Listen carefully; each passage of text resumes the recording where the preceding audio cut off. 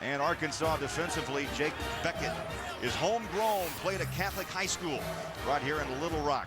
And the middle linebacker, Jerry Franklin, he's a special kid, leads the Razorbacks with 90 stops on the year. And safety Jermaine Thomas leads the secondary with 4 interceptions. And just like that, Jefferson throws the ball downfield, and LSU moves the chains to the 45-yard line. Spencer Ware, freshman from Cincinnati, Ohio. Well-designed play. Spencer Ware just swung out of the backfield. They caught LSU in the right, or they caught Arkansas on the right defense, and you see the hurry-up coming from LSU. That's what caught Arkansas off guard. And the pitch, Ridley takes it up the gut. Watch out, one tackle on the break, and he's taken down at the 29. Boy, it looked like Ridley was gone. Elton Ford from the safety came up number 9. I'll tell you what, Arkansas better figure it out, Craig. They're going hurry up, and they're dictating the tempo up to the line again right now. Right there, you can see Arkansas was not ready for that snap. Another quick hitter, Ridley, right up the gut, maybe 2 to the 25-yard line. Ridley behind T-Bob Hebert, P.J. Longren, the center and right guard. It's a big front for LSU. It's a big front for Arkansas. Well, these are the things that go on during the course of the game. Gary Croton, Les Miles deciding they want to dictate tempo, change it up a little bit. Pressure out of the pocket goes Jefferson, takes the hit and throws it up into the front row. Down around the 5-yard line. Pressuring was Ambrose, Arkansas's right side defensive end. Craig, I'll tell you what, Jordan Jefferson very, very lucky DeMario Ambrose didn't decapitate him right here. You're going to see a clean shot right there. DeMario Ambrose had Jordan Jefferson running right at him, gave up his whole body. Fortunate not to be hurt on that play. They're down at 7, clock's under 5 minutes. Ruben Randall checks in at a receiver for LSU. This crowd is up and alive at War Memorial Stadium. Arkansas, one of the very best teams, #1 in the SEC on 3rd down. Shotgun as Jefferson stands in the pocket. One pump, throws incomplete. He threw behind D'Angelo Peterson. And I'll tell you what, Craig, I think that ball was actually tipped at the line, but Jordan Jefferson did not set his feet and make a good throw there. I don't think that was why it wasn't complete, but he did not look comfortable in the pocket. I do think a hand got up to deflect that pass a little bit, put it behind D'Angelo. Josh Jasper will try the field goal. He's 23 of 27 on the year. His longest boot of 53. This will be from 43. Hawker has already missed for Arkansas from 41. Line drive shot, knuckleball. No. Jasper misses from 43. Jasper, the top, tied for the lead in the United States. Field goals. 23 at 27, now 23 at 28. Scoreless in Little Rock. Times ball on the ground already. Fumbles, missed muffed punts, missed field goals. A lot of, I don't know whether it's nerves or what going on right now. Lots on the line. It's a big game, no doubt. Both of these teams playing for a lot. But they've both been in a lot of big games. I mean, this is another week in the SEC. So Mallet and the Razorbacks, another offensive series, 1st and 10, 4:45 to play. From the 25-yard line, Mallet just pressure, throws over the middle, just simple pitch and catch. Jarius Wright, watch out at the 40, and is taken down at the 37-yard line. Morris Claiborne, great job. He cut that angle away from Julius Wright and brings him down after a pickup of 37. Well-designed play. You see right there, Jarius Wright doing a great job negotiating his way across the field, trying to get the ball to him on the move. He is a big play guy. Jarius Wright averaging over 19 yards per reception right there. That's not going to hurt his average a bit. He's got 11 career touchdowns. The average on those touchdowns over 34 yards per touchdown reception. So he's a guy they want to try and get the ball in his hands. Second catch of the day for Jarius Wright. Mallet in trouble, throws it away. Wobbler caught at the 25-yard line. And boy, the tight end bailed him out. DJ Williams coming back. He's a hometown product here in Little Rock from Central Arkansas Christian High School. Well, you want to see what makes Ryan Mallet special. That was LeVar Edwards hanging on him around the waist. You see it week in and week out that Ryan Mallet is big enough and strong enough with people hanging on him, not really getting his feet set to deliver the ball on the money. DJ Williams right there, the #1 active tight end in the United States, 144 career receptions. A big play right there for Arkansas. They get 145 as they stretch it out to Davis. And LSU strung it out, led by Eric Reed. Let's go back to New York. A lot of college football, and here's Tim. All right, Craig, you know, Gary Danielson mentioned on the college football today that there were 3 non-conference games important to the SEC. This is one of them. John Brantley, 20 yards to Robert Clark to give Florida a 7-3 lead. Now, Florida State, win or lose, would clinch a spot in the ACC title game if NC State falls at Maryland today. I mean, a lot of equations, a lot of what-ifs will be answered. Florida, they've been talking about Gator possibly. That would be a close-to-home bowl for Urban Meyer and company as Niles squares his pads past the 15-yard line. And Tyrann Mathieu, the freshman from New Orleans, with the tackle. So they're using Davis like they did last week. He was a workhorse with 30 carries against Mississippi State. Let's take a look now at the Verizon red zone. And Arkansas knocking on the door, just the nose, just outside the 13-yard line. This Arkansas offense in the red zone, almost unstoppable. 40 out of 43 times they've scored, 32 touchdowns. That's almost 75% of the time they get it in the end zone. Now with the high stepper, Davis, watch out, touchdown, Arkansas!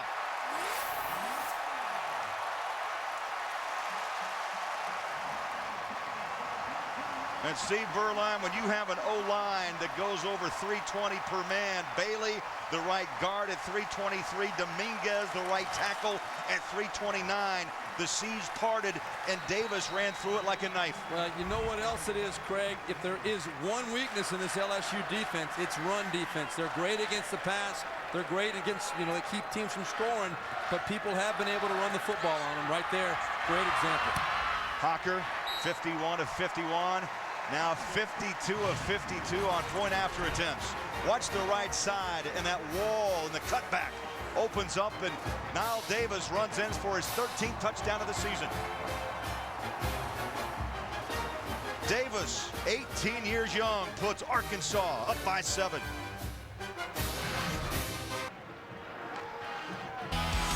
From TV's #1 comedy to the new #1 comedy, the #1 news magazine, the new #1 show, and the #1 show on television. Thanks for making CBS America's #1 network.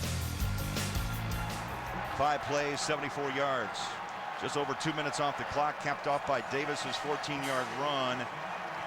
And Arkansas trying to upset 5th-ranked LSU, the highest-ranked one-loss team in America.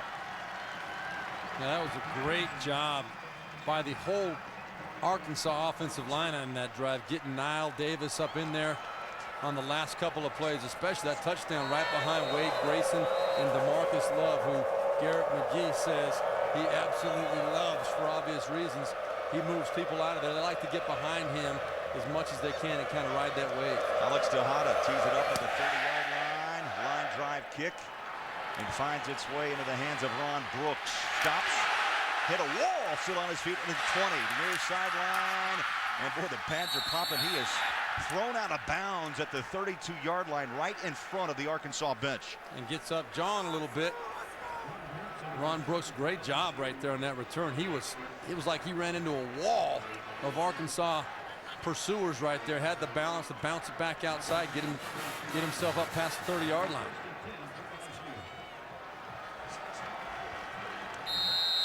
So Arkansas's defense takes the field up by 7. Jarrett Lee in at quarterback now. We were told by Gary Croton that Jarrett Lee would definitely be in. They've employed this 2-quarterback system most of the year. Croton told us he was going to substitute by feel. And here he is, Jarrett Lee, the junior. Totally different style of quarterback.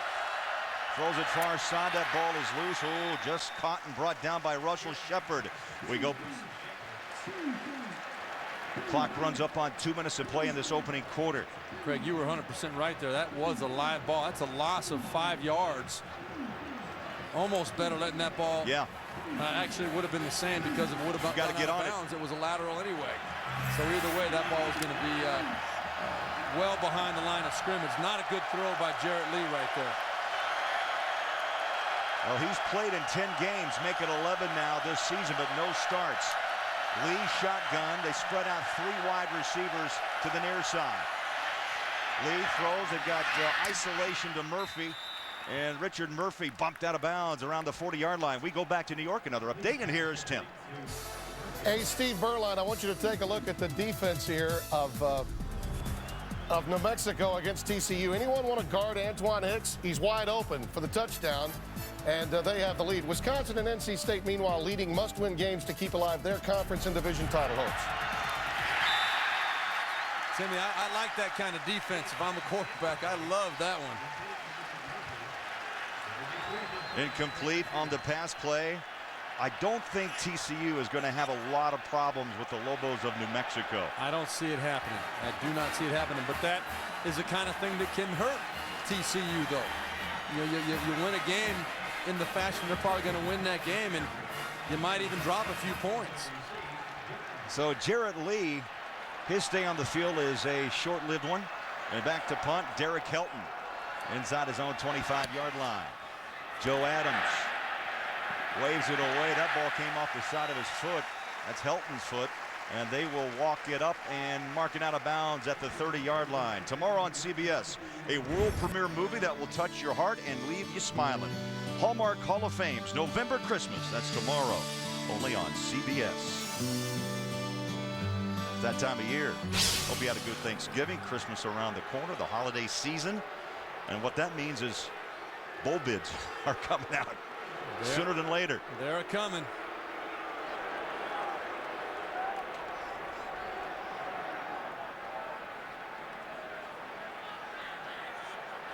We're told maybe clock issues on the field. I've got 1:15 to play in this quarter. So with a 7-0 lead, Arkansas back on the offense at the 30-yard line. Davis lines up behind Mallett up the left side. Watch him run. Cuts the corner at the 45-50. Flag is down, and Davis lowers and throws those pads up to around the 44-yard line. But I see a flag back at the 39. Joe Adams delivered a heck of a block to let Davis run that ball upfield. And that's in a spot where you might expect to have holding down the field, maybe by a receiver. Holding, number 3 on the offense. 10-yard penalty from the spot of the foul. Repeat first down. Well, no wonder it was a good block. You know, Joe Adams guilty right there. We'll see what he does. Definitely comes out. He's in good position for the stock block, but grabbed onto that jersey. Did not allow Eric Reed to play on the football. But right there, you know what I liked about that play, Craig? It was a great job by Ryan Mountain. They talk about the strengths of a quarterback. He's got complete freedom. Garrett McGee, the offensive coordinator, told us to change the play at any point he wants. They trust him that much. He audibilized, and it was a great play. Obviously a great call. Just a bad decision by Joe Adams. Mallett goes under center as the clock is under a minute to play here in the opening quarter. So far it's been all about the running game of Nile Davis. Off the right side, he'll pick up 5 the hard way, and Kelvin Shepard made the initial hit. The middle linebacker, he had 10 tackles last week against Ole Miss. He's now at 100 on the season. Well, this is a very athletic LSU defense. We talked about it earlier, how well they defend the pass.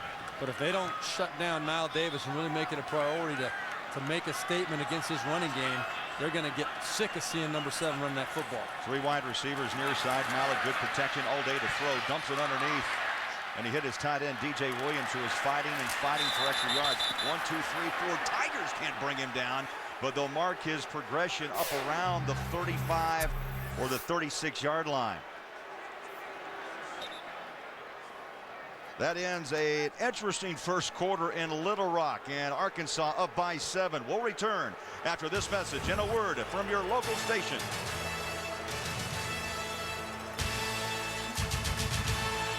College baseball here at Arkansas, a major free agent in the baseball off-season dealings. So he's having a good time. Arkansas having a good time. We're up by 7. Craig Bullerjack, Steve Bernheim. You get the feeling that the Razorbacks may be getting a little rhythm going right now. I definitely get that feeling. I'm seeing Ryan Mallett looking more and more comfortable out there. Nile Davis hammering the ball up in there behind his big offensive lineman. I don't think there's any doubt that Arkansas is kind of figuring out how to attack this LSU defense at this point. And if LSU does not find a way to shut down Nile Davis, it could end up getting really tired of seeing him stuffing that ball up in there. It'll make the Arkansas passing game that much more efficient as well. So LSU, during that little TV timeout, they better have gotten together and said, you know, the one thing we need to do, let's take Niall Davis out of this game right now. It's 3rd and 6. We'll see if they can make a big 3rd down stop here. All right, so we start the second quarter, and it's a 7-0 Arkansas lead here at War Memorial Stadium as Mallett goes back to work.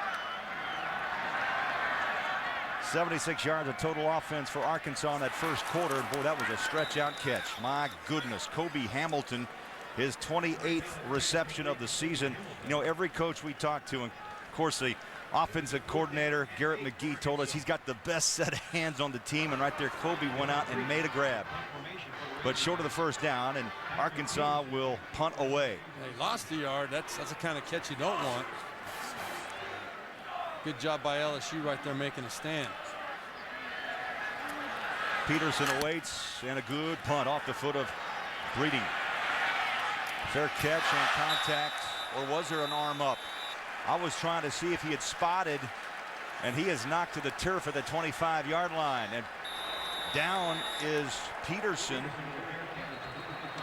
That was Ron Brooks, number 13, that was trying to block for Patrick Peterson. Right there, he gets ridden right back into him. You can see kind of bent his neck in an awkward position. I think that was the hit that rattled Patrick Peterson. There was no offside on the defense. Therefore, we have no flag on the play. It'll be 1st and 10. So there's no flag on the play and a timeout. 14:30 left to play in the half in Little Rock.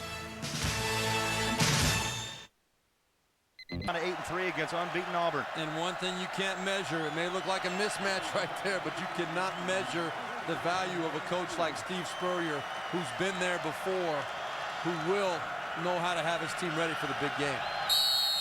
Jordan Jefferson back at quarterback now for LSU after Lee came in on that last series. It's a noisy crowd here at War Memorial Stadium. Arkansas by 7. And Jefferson is walking around that offensive line, changing up the play.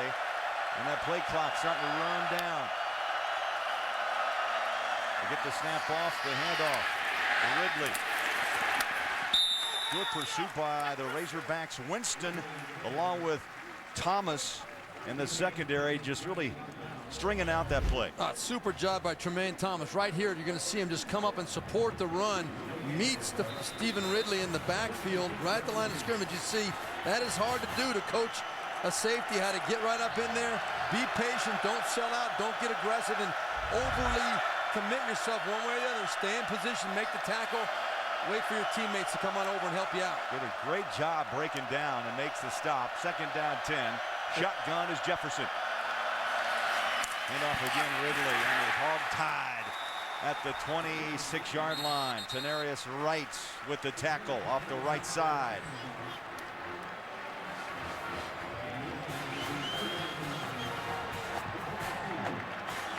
Well, this Arkansas defense has really gotten better as the season has gone along.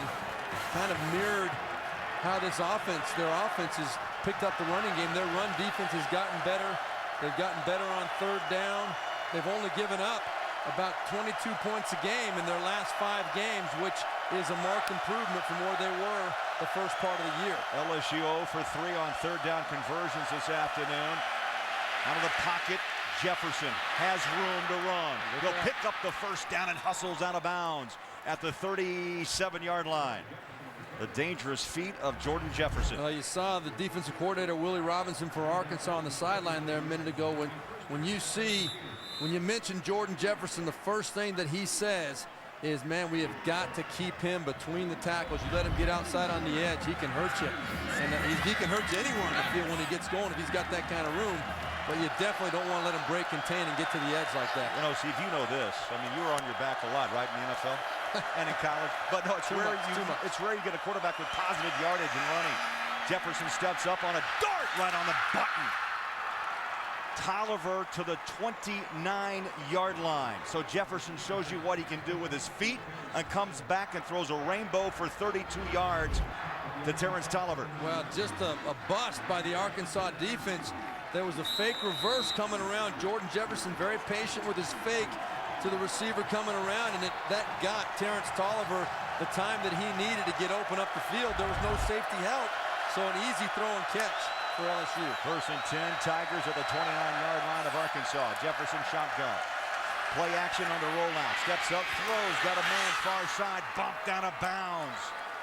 Cadron Boone, only his 3rd catch of the season, the freshman from Ocala, Florida. Well, look at how comfortable and how decisive Jordan Jefferson is right there. You see he made the play action fake. He came out of the fake, took 3 or 4 steps and was ready to deliver that ball.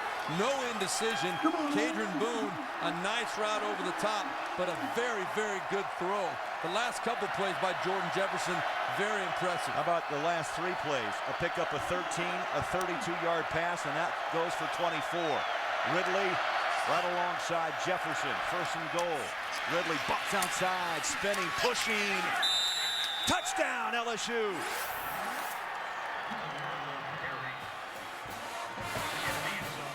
Well, that was a statement drive right there by LSU. They truly came out highly motivated on that drive. They were ready to execute. They might have figured some things out. Gary Croton, the offensive coordinator, but very, very impressive the way they matriculated that ball down the field. Matriculated. little Hank Strand for you. 5-yard touchdown, and the last 4 was all Ridley. Boy, he pushed the pile in. The extra point is good, and we're tied at 7 in Little Rock. Sheer willpower by Stephen Ridley. Watch right here. He's hit about the 3 or 4 yard line, keeps those legs moving, carries them into the end zone. And the Home Depot SEC on CBS will continue after this word from your local station.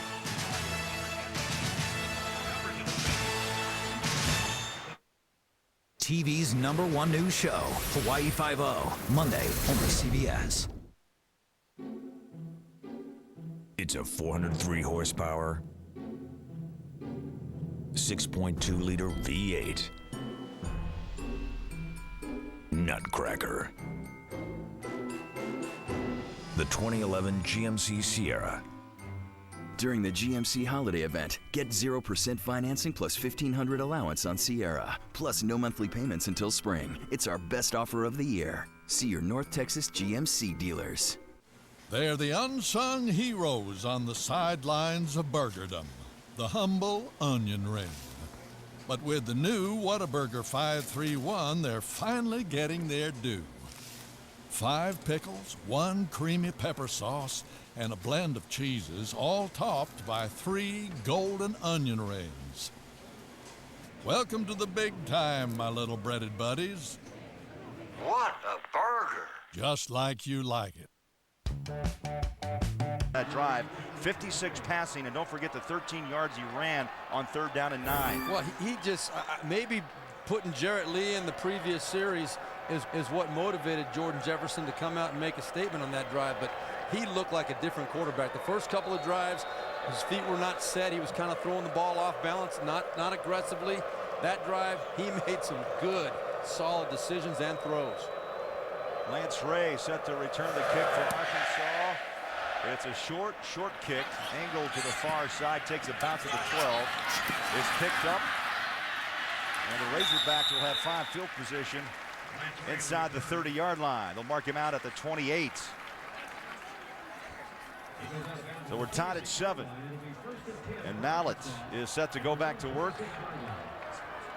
Mallett, just a junior, had a great talk with him yesterday, Steve, about his future. He loves college football, the experience, but yet the National Football League may be knocking on the door in a big way. Well, didn't your gut tell you he's kind of leaning that way? I made the comment a little bit earlier. If I had to bet on it, I think he's leaning toward coming out. 57 career touchdown passes at Arkansas, looking for more. Pedals back, 5-step drop, throws a bullet, nearly picked off. Nearly picked off by Patrick Peterson. We go back to New York for an update. Here's Tim. All right, Craig and Steve, you can take a look at the coverage again here by New Mexico. Is this team 1-10 or what? Andy Dalton passing to Jimmy Young, 45 yards to the strike, 21-0 TCU. It begs the question from you, Steve Berline. If LSU wins as 11-1 along with a lot of other one-loss teams, should they trump a 12-0 TCU in your opinion? Well, first off, I'd like to say I can't understand how New Mexico's won a game this year. How do they win one game? the way they're playing. But that's a good question, Tim. We'll get into it as the game goes along. A lot of ways to debate that thing. I know what your thoughts are. Oh, yeah. You know, I know you talked about the country club living atmosphere around college football and how the big boys just invite one another, Timmy. You know, there's a lot of people who believe that as well. And, you know, the debate will rage on about, well, now Boise State's out of the debate because they're out. That took care of itself. Yeah, they took care of themselves. And TCU is another great debate as well. Is a one-loss team in this conference in the SEC better than an undefeated TCU club? Well, again, we'll have time to develop, but I think you can make a very strong case for it just based on who they have to play. But let's watch this 3rd and 9. Ball is batted out of the hands of Jarius Wright. And coming strong, I tell you, Drake Nevis forced that throw maybe just a little early by Mallet. That looked like a catchable football. Well, it was catchable, but they weren't going to get the first down anyway. And John Chavis, the defensive coordinator for LSU, told us that this Arkansas offense is so good and they are so efficient on 3rd downs normally because they're so good on 1st and 2nd down. They don't get a lot of 3rd down situations. When they do, it's usually 3rd and short. You keep them in 3rd and long like that, it's hard to convert. Fair catch at the 29-yard line by Peterson. He was hammered last time he put an arm up. You see him wave that? He's been hammered twice. He might have enough. Oh, he put the arm up, a 44-yard boot. We'll be back on CBS. Better environment. What a great stadium. People fired up all over Little Rock. This is the biggest game for this Arkansas program in a long time. Bobby Petrino's done a spectacular job with this football team, getting them to believe in themselves and play at a high level week in and week out. Well, they've come in with 5 straight wins. Ole Miss, Vandy, South Carolina, UTEP, and last week in double overtime against Mississippi State. Their 2 lone losses, guess who? Alabama and Auburn. 2 pretty good football teams, I would say. And the lone loss to LSU, Auburn. The only one? I mean, what can you say? That's the way it is. You know, and the argument is that's the way it is in this conference, in the SEC. Each week, you've got a battle on your hands. Yeah, you can't tell me that TCU or Boise State or any of those teams you want to put in there would make it through unscathed playing the schedule these guys play week in and week out. Problem is there's no way to prove it. Exactly right, and that's the other side of the debate. So now they're getting the ball put down in place at the 29-yard line. 7 all.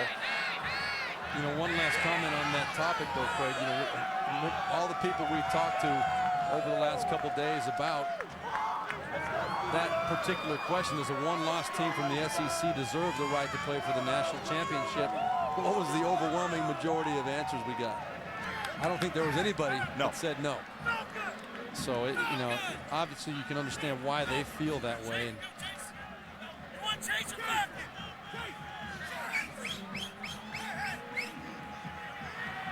Got a little bit of an extended timeout here. Yes, and the officials are on it. As we show you around the War Memorial Stadium, not a seat to be had. Most of this crowd in red. I do see some gold. And you know, Arkansas playing here in Little Rock, they've won 7 consecutive games in Little Rock, and they've won 2 of the last 3 against LSU, so they have every reason in the world to feel confident coming into this game.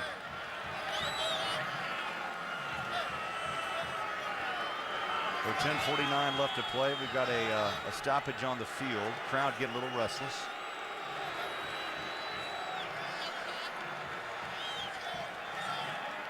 And Steve Shaw, the referee, puts us back in business, and here we go. 1st and 10. Arkansas wanting their defense to stand up for a stop here against Jefferson and the LSU Tigers. Shotgun. Jefferson, flags are down and whistles will stop play. Flag is back at the 28-yard line. Before the snap, false start, number 78 on the offense. 5-yard penalty, 1st down. That's Barksdale, the 3-year letterman from Detroit. How about Jefferson? I'll tell you, he came out like a man possessed on that last drive. He saw green grass in front of him, took it to the edge, picked up a 13 yards, and followed it up with his 2 best throws of the day. Right there, threading one into Terrence Tolliver, and then on the sideline, a great decisive throw to Cadron Boone. Put him in position for the score from Stephen Ridley. Yeah, Ridley went the extra 5 for the touchdown. In the flat is Shepard. Turns the corner, bumped hard out of bounds at the 33-yard line by Jericho Nelson. We go to Tim Brando for this Heisman Watch, presented by Nissan. Tim. Craig, I think everyone would agree when it comes to the Heisman, it's Cam and then everybody else. Of course, that incredible comeback from 24 down, and obviously in touch with them with other games that will be on display tonight. Back to you. All right, thank you, Tim. You had to see come back to believe it. Down 24-0 on the road. And see, that speaks volumes. Now, there's controversy surrounding Cam Newton. You have to wonder how that will affect voters, but this kid is a talent. He truly is. We got a 3rd and short. And Hurry up by LSU. And the pitch coming our side. Ford, Michael Ford, we were told, will get plenty of touches in this game to break Ridley on occasion. You know, I like what LSU is doing here to try and create confusion with Arkansas. They're going to this no huddle that I have not seen much of this year out of LSU, but they're committed to it, and they know what they're doing, and they're keeping the personnel on the field they want to keep on the field for Arkansas, running the plays they feel very good about. Now Jefferson takes a look to the sideline, switches up the play. Now the go option, little pitch. Again, Ford breaks the tackle at the 40. Stutter steps and is pulled down back at the 30-yard line. Looked like he got him by the face mask or on a horse collar, but there is a flag back now thrown late at the 47-yard line. Well, they run this play very, very well. It shows up every week, the little option out of the shotgun, but it's all for naught. Illegal push in the back, downfield again. LSU looks like they're very, very, very strongly against the call that was made up the field.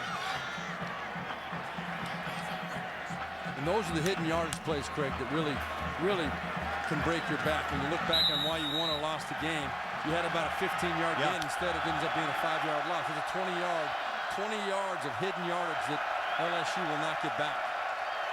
On 1st down and 15, under 10 minutes of play in the first half. Jefferson again. Audibilizes. He hands the ball to Ford. Turns out the corner. Another flag is thrown.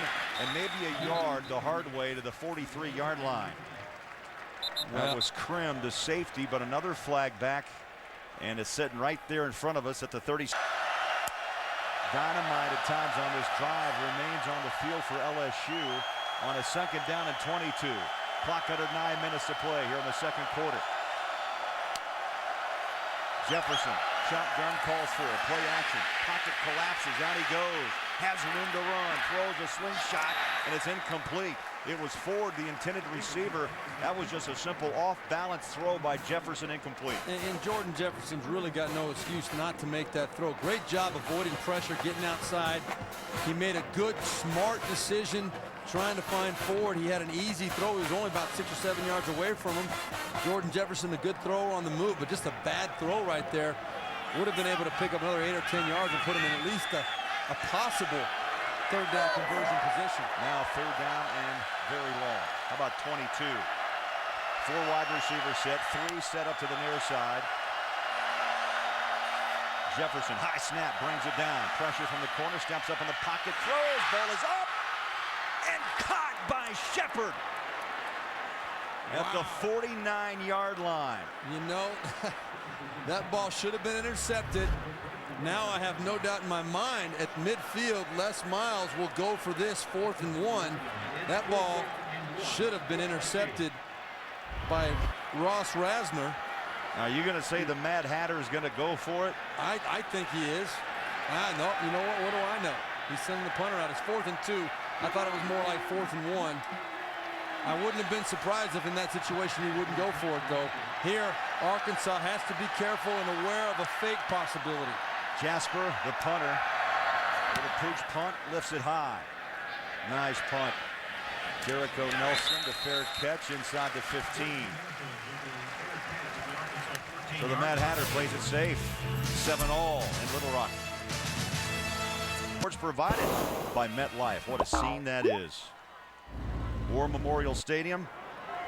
And see, let's break it down. Quarterbacks between Mallett and Shepard, Jefferson, who's seen most of the action today. Jarrett Lee had a series for LSU. Both of these are surprising. You see Jordan Jefferson more yards than Ryan Mallett. You know, that if you told me that before the game, I wouldn't believe you. With 7:45 left in the second quarter, well, John Chavis has got to be very happy holding Ryan Mallett to 75 yards. This is a guy that's gone over 300 yards 8 times this year, averaging 297.5 yards per game. But they've got the running game going for them, so they don't have to throw it right now.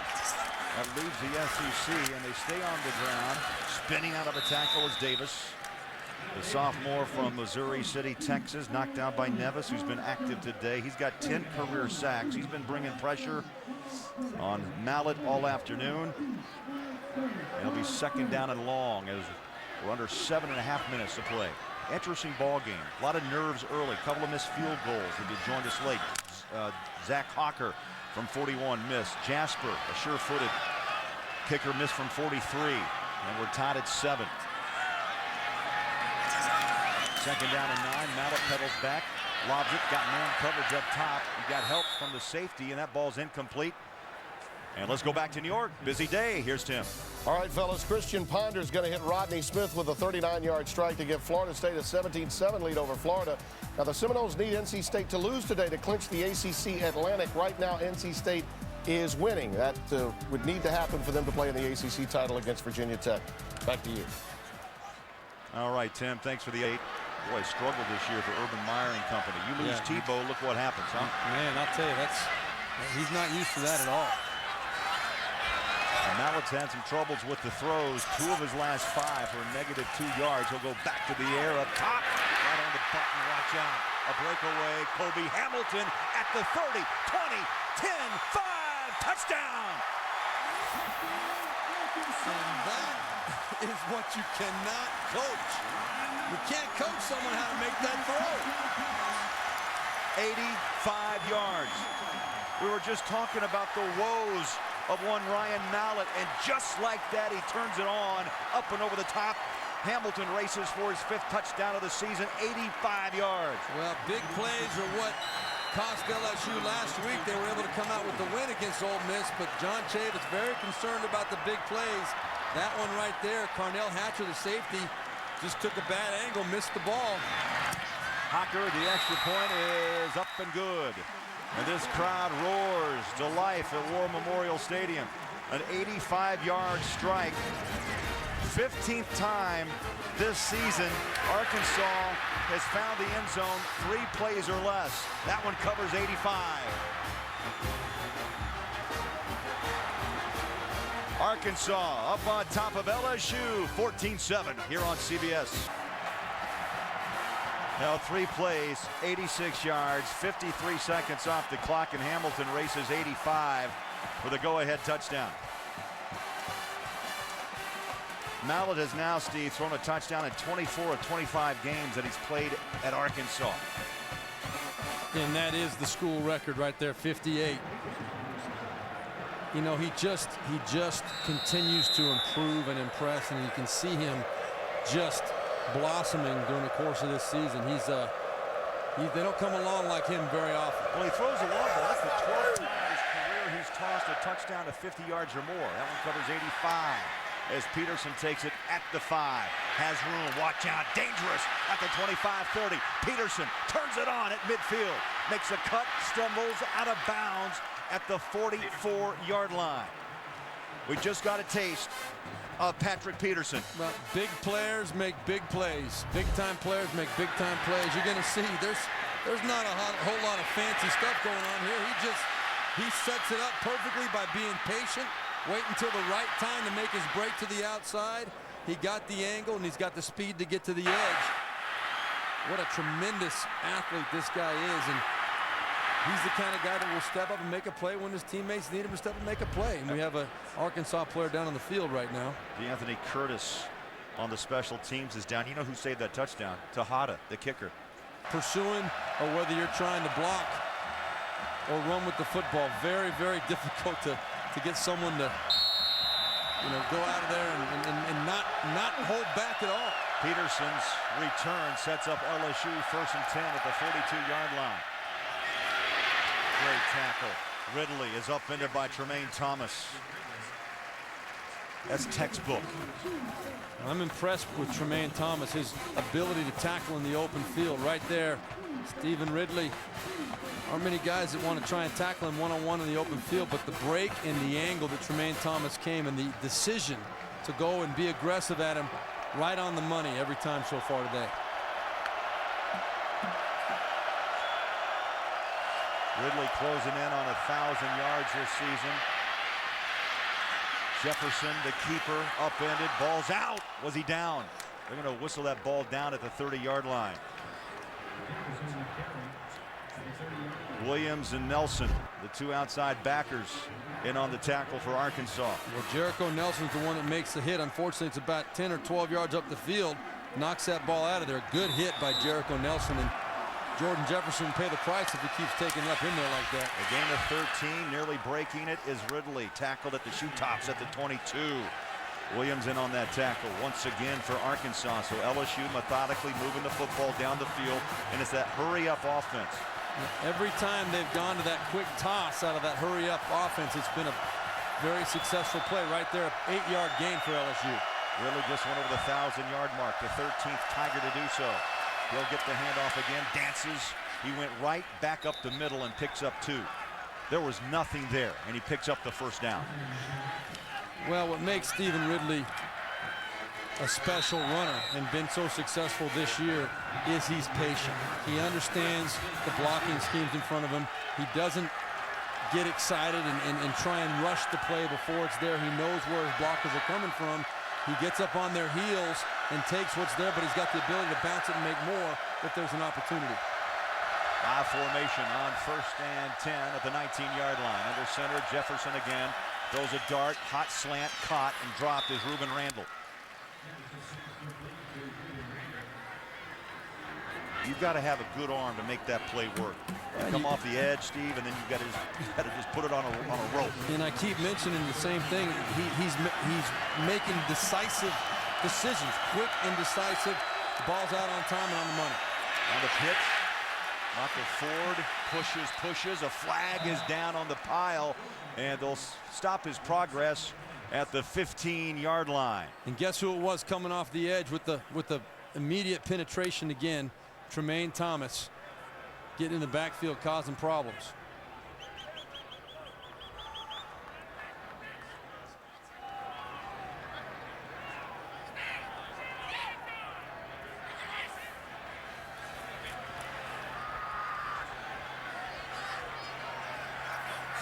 Steve Shaw, our referee, had a busy first half.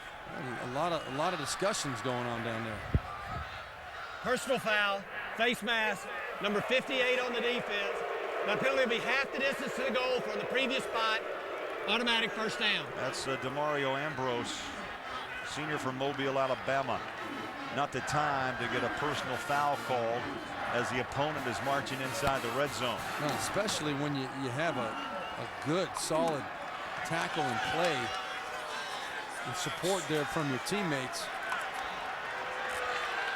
As we take a look now at the Verizon red zone. That ball is placed down at the 6.5-yard line. First and goal, LSU down by 7. And the difference between LSU and Arkansas, LSU barely converting 50% of their red zone opportunities into touchdowns. Shepard's the slot, movement, flags once again.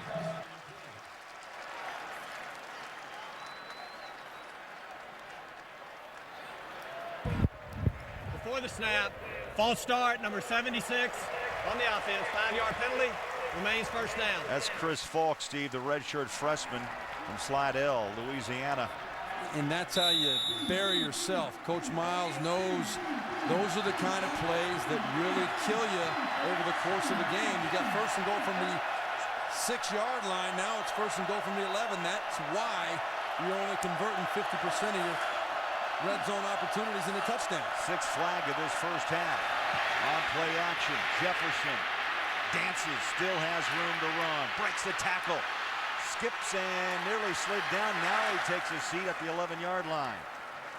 Boy, Williams chased him down. How about the footwork of one Jordan Jefferson? Well, tremendous footwork, but a 1-yard gain. If that. Great job by Arkansas continuing to pursue and put the pressure on him, not let him get set to make a throw, because with all that running around, you got to believe that there was somebody open in the back of the end zone for LSU. He just didn't have a chance to set and make a throw. Actually, no gain on the play. Second down goal as we roll up on 3 minutes of play here in the first half. LSU down a touchdown. Jefferson shotgun. In motion goes Shepard. Little swing pass into the front, and it's caught by Ridley. Somehow, in traffic, works his way inside the 5-yard line. Ridley at 226 pounds. Again, twisting and turning, and a big pickup. You know what that was, Craig? That was a middle screen. Set up very well. You know, it's tough to get yards down here in the red zone when you're inside that 15-yard line. It's hard to make yards. They picked up about 7 yards on that play. Well-designed, good patience by Ridley selling it and then following his offensive lineman right up the middle. You see both teams just made wholesale changes. They're going goal line defense for Arkansas, goal line front for LSU. Pitch, stutter step, high stepping is Ridley, reaches out, touchdown LSU.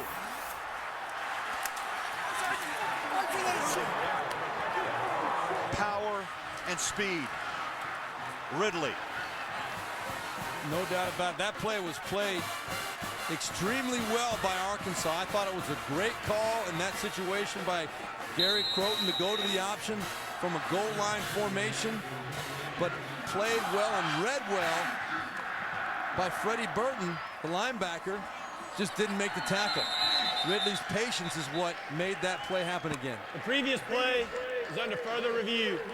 So they want to review whether or not Ridley found the pylon. Well, I think the ball definitely crossed the plane of the end zone. I think the question is whether his knee hit the ground before he crossed the plane of the end zone. So you can see he hit the pylon with the ball. It's a matter of when his knee made contact out of bounds. So let's look and see here. His knees are up. He's in. I think that's a touchdown. He's in. I don't think there's much to look at. See, you saw how he chopped through that tackle? You know what it was? We talked about it a minute ago about the patience that he has. A lot of running backs in that situation, when you see pressure, you Ruling feel on pressure. the field is confirmed. Touchdown. Yeah, no doubt about it. But when you feel pressure that quickly on a play, you panic. And you just try to get back and make what you can make. Well, he just said, you know what? I'm under control. Freddie Burton was not under control. He said, I'm going to let him get to the ground. I'm going to step over him and take it to the end zone. Second rushing touchdown for Ridley. That's 14 now on the season, and the extra point to come by Josh Jasper.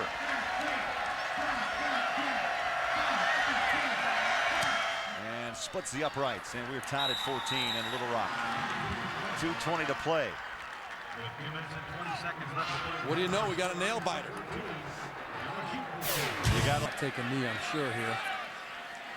Now, listen, I said 100% sure there was going to be a block on that last play, too, and I mean, look at this. They're going to let Ryan Mallett, he's going to take a shotgun snap. They're going to put one up. Mallett in the pocket. Throws it up over the top. Right on the button. Watch out. It's a breakaway. Kobe Hamilton. 10-5. Can you believe it? Unbelievable.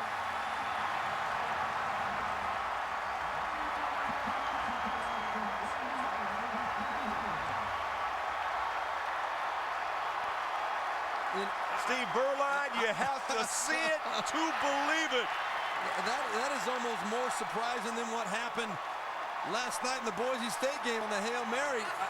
I'm not going to predict anything anymore. Claiborne is down at midfield, but who would have thought with 6 seconds to play that Mallett would go up top and watch Kobe Hamilton right here. The two defenders collide and he is gone. That was Carnell Hatcher and Morris Claiborne running into each other, took each other out of the play, and that gave Kobe Hamilton the opportunity to make the catch, and then all that was left was Patrick Peterson to try and make a tackle, and Kobe Hamilton had a couple blockers out in front of him. Second touchdown reception of the day for Hamilton. The first one 85, this one covered 80. Yeah, Claiborne is still down. You heard the collision. You're going to see it again right here, Craig. These two guys trying to make a play on the football, and you see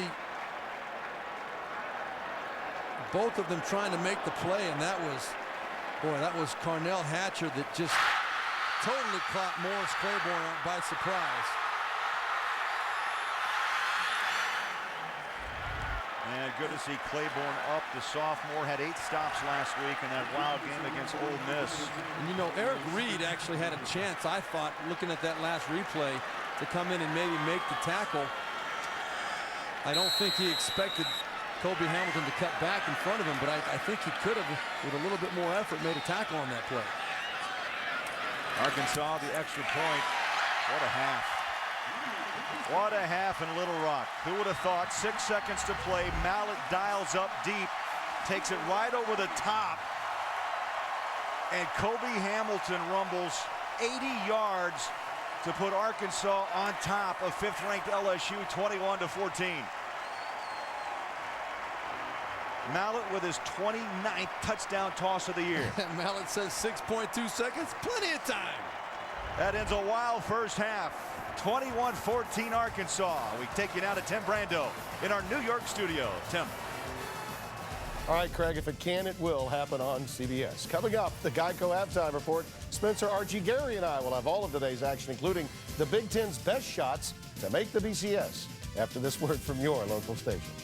In the first half in Little Rock, Arkansas, 12th-ranked Razorbacks on top of 5th-ranked LSU by a touchdown. Craig Bullerjack, Steve Berline. Let's get right to it. What was your thought about the defense played by LSU on that last play of the half? Well, I couldn't believe it. I mean, I'm sitting here looking. There's no way they're going to have a chance to make a play. Look at the depth of the safeties right here. You're going to have Carnell Hatcher and Morris Claiborne are the 2 safeties. They are not in a true prevent defense. They're not deep enough. They're not in a 3-deep look. But for whatever reason, they did what they did. And now you're going to see at the top right there is Carnell Hatcher. He's in position to make the play, but he has got, if he decides to make a break on the ball, which he does, he's got to make that play. I feel like he should have gone deeper and kept the ball in front of him, make the tackle. The half is over. You don't gamble in a situation like that, because when you do, once in a while, you're going to get burned. It can't happen. You look at the first half stats, rushing yards, you put a check mark to LSU. Passing yards, it's all about Arkansas. 246 yards through the air. Mallett got 2 touchdowns, 85 and 80 yards along the way. Penalties, well, it did hurt LSU. 6 flags for 45 yards, just 2 against Arkansas in the first half of play. Remember that LSU will have the ball here to start the second half. Arkansas won the toss and chose to receive to start this game. The Razorbacks are 8-1 this season when they lead at halftime. Their lone loss was to Alabama. Well, the other thing that Arkansas has done very well, Craig, is in the last 4 games, they've allowed no points in the third quarter. 0. Good kick. Peterson 1 yard deep. Peterson has a seam. Up he goes at the 30. Peterson at the 40. Peterson at the 50. And is chased out of bounds at the 45-yard line by Tejada once again. I'll tell you, that kicker has saved a couple of big plays today. 54 yards on the return. Electrifying return. Well, I can't understand why anybody would keep kicking the ball to this guy. You know, first off, the blocking is tremendous, but Patrick Peterson, if he gets a seam, he is going to hurt you, period. LSU fine field position, down a touchdown as we start the third quarter. Ooh, baby, Ridley upended, took it right on the thigh pads. Jericho Nelson, hello, how are you? Jericho Nelson on the stop. Well, and you can see the first half possession for LSU. A little bit of a slow start. They had the missed field goal by Josh Jasper, but then Jordan Jefferson got it going on that 6-play, 75-yard drive for a touchdown and came back again with another touchdown. We're not hurt by the fumble because they got the interception back from Ryan Mallett. But a pretty solid first half by Jordan Jefferson in general. He's got to make some plays the second half as well. And from the eye, second down at 10. Play action, corner pressure, and Jefferson cannot escape. Coming off the edge, DeMario Ambrose. Mobile, Alabama comes up with the sack. There's Ambrose right there on the edge. Comes just right around the corner. Beats Chris Falk, the redshirt freshman. Jordan Jefferson did not feel it coming at all. You'd like to think that he could possibly sense that pressure coming from the edge, but it just didn't happen. So that guy's quick as a cat. Goes 6'5", 270. and came off the edge to sack Jefferson. 3rd down and long. Shotgun, 4 wide receivers. Jefferson in the pocket again.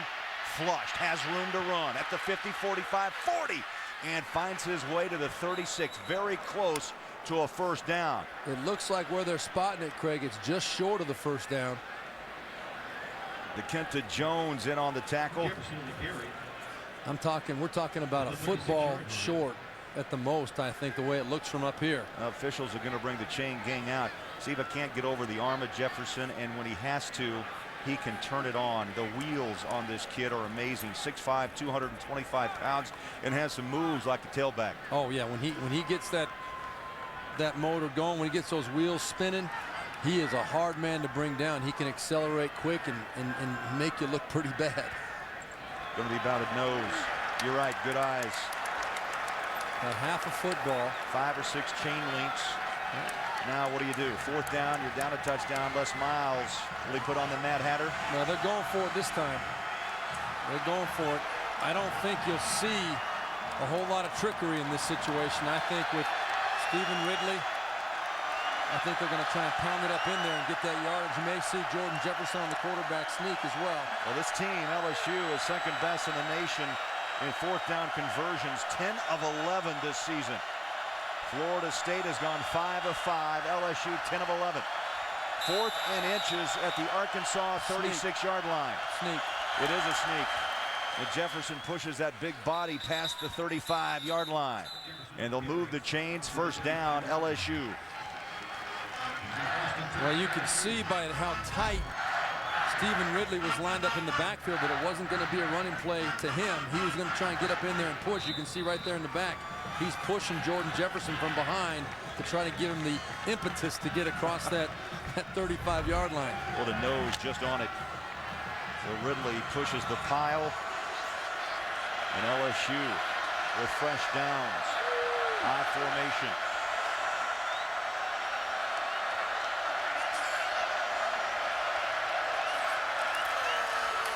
Second man through. Ridley to the 33, and Jericho Nelson. What a game he's had. He has been very active on defense, and that time right there, Arkansas came up with about 9 people in the box to try and stop the run. LSU quickly to get to the line. Quick pitch, pushing the pile. Ridley to the 29-yard line. That right time, Terrell Williams. And a host of Razorbacks in on the tackle. Yeah, not a whole lot of trickery on this drive by LSU. We're seeing Stephen Ridley right, Stephen Ridley left. Now you got a 3rd and 5 situation. Did I get the feeling Gary Croton, the offensive coordinator, along with Les Miles, they want to make a statement on this drive. They want to punch Arkansas in the mouth a little bit, don't you think? Well, I think they've been trying to, and they've been doing a good job now. 3rd and 5. You still have the run threat, but I would expect him to throw it here. Clement, the tight end, goes in motion. Quarterback Keat, nothing. Arkansas stays at home. Franklin, the middle linebacker, with the tackle. That brings up 4th, and let's call it 4. Clock runs up on 11 minutes of play in the 3rd quarter. This is about, if they decide to go for the field goal, it's about a 46-yarder. Josh Jasper out there getting set for it. This will be from 46. He's missed from 43. What do you think? Well, you never know. Trickery? That's Miles. You never know, but I think they're going to kick it. Josh Jasper, good hold. Kick is away. Got it from 46. 46-yard field goal. LSU takes advantage of the big return by Peterson. 21-17. Look, everybody wants the same things in a pickup. Okay, you don't need a bunch of donuts. Well, tomorrow the NFL on CBS wraps up the holiday with regional games featuring the Jags taking on the Giants, the Titans, and the Texans, or the Dolphins at the Raiders. Check your local listings beginning with the NFL Today. JB and the boys will be there. More people watch the NFL on CBS than any other network. 8 plays, 17 yards, 4:21 off the clock, and Jasper boots it officially 46 yards. Cuts Arkansas's lead to 4, 21-17.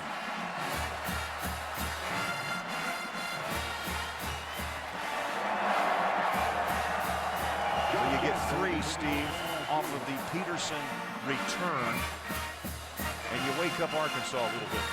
Well, you know, that's a positive. You of course want the 7, but the 3 is a good positive start to the second half. That's the first point scored against Arkansas's defense in the third quarter in the last 4+ games. So good kick, pedaling back, Lance Ray, 3-yard line. Ray takes it up the middle, pads pop, no, about the 18-yard line. That's where Arkansas will take over. Ron Brooks makes a special teams tackle. Time now for the Aflac trivia question. The Razorbacks have been playing football since 1894. Only 3 coaches have taken the Razorbacks, Steve, to 6 consecutive bowls. And who are they? Man, I should know some of them. I know Lou Holtz has got to be one of them.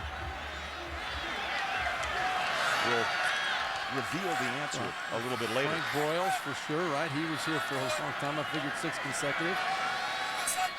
On 1st and 10, Mallett throws across the middle, a little bit strong. Jarius Wright through his hands at the 25-yard line, stops the clock with 10.5 to play. Mallett, big first half. He's averaged, Steve, nearly 300 yards a game. As we mentioned, that leads the SEC in passing yards. But when you get 2 big plays, one of 85 and another of 80, it's easy to build on a 300-yard game. Yeah, 165 yards on 2 plays will jump your numbers up real quick. 246 thus far for Mallett. Stretching is Davis. And drops at the 25-yard line. We go to Tim Brando for a Heisman Watch presented by Nissan. Tim. Okay, fellas, TCU quarterback Andy Dalton had all those open receivers. In fact, he threw 3 touchdown passes before leaving midway through the second quarter. Got hurt right here, has not returned. It looked to be an elbow problem. He's back on the sidelines, but has not played as yet. Andrew Luck will lead his Cardinal to perhaps a school record 11th win against Oregon State tonight. And we expect Justin Blackman, the nation's leading receiver, to play for Okie State tonight in the Bedlam Series against Oklahoma. All right, Tim, we'll keep an eye on the Heisman Watch. I don't know if anyone can outdistance Mr. Cam Newton. Ball is pitched out of there under pressure. They're going to mark Mallett down at the 21-yard line. Now, what happens, Steve, you've been in this situation? Well, you got to do something, right? You got to do something, but you don't do what Ryan Mallett did right here. This is not a good decision by him, almost making a bad play worse. You throw that ball up for grabs that could have very easily been picked off by Ron Brooks, number 13. I think he was surprised by the ball coming at him at that point. It went right through his hands. You see him right there. Fortunately, Ryan Mallett was down, but that was not a good decision. Nevis brought the heat. Peterson should, there's a drop snap, and LSU comes strong, and the Tigers will be inside the Razorback 10-yard line, down by 4. And it's the little things. And Dylan Breeding has no one to blame but himself. This was a perfect snap. All you got to do is catch it and put your foot on it. But no, that's I'll tell you, Craig, that is one way to really get your head coach a little bit ticked off at you. All your job is to catch the ball. If it's a bad snap, we can understand it, but it's a good snap. You got to make that play. Where Arkansas just dished up a big opportunity for LSU. They're at the 9-yard line, 1st and goal, with 10 minutes and change to play in this third quarter. LSU just hit a field goal. Jefferson back to work, throws. It's pitch and catch to Ridley, who reaches out to the 3-yard line. Ridley had a touchdown, 2 in fact in the second quarter. 1 of 5 yards, the other 3 for LSU. Now 2nd down and goal for LSU. Yeah, and this could not have played out any better for LSU. You know, Arkansas, if you give up a turnover, it's a forced turnover by a good play by the other team. Well, you know what? That's going to happen once in a while, but you don't count on a ball being dropped by your punter back there, giving the opponent a 10-yard field to work with. We've got just 8.5 minutes to play in the third. Pitch, Ridley in a pile, no gain. That brings up 3rd down and goal.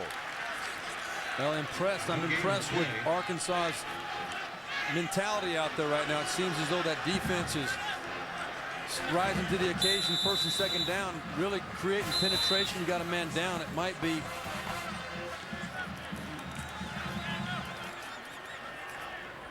defensive tackle Zach Stather on the ground.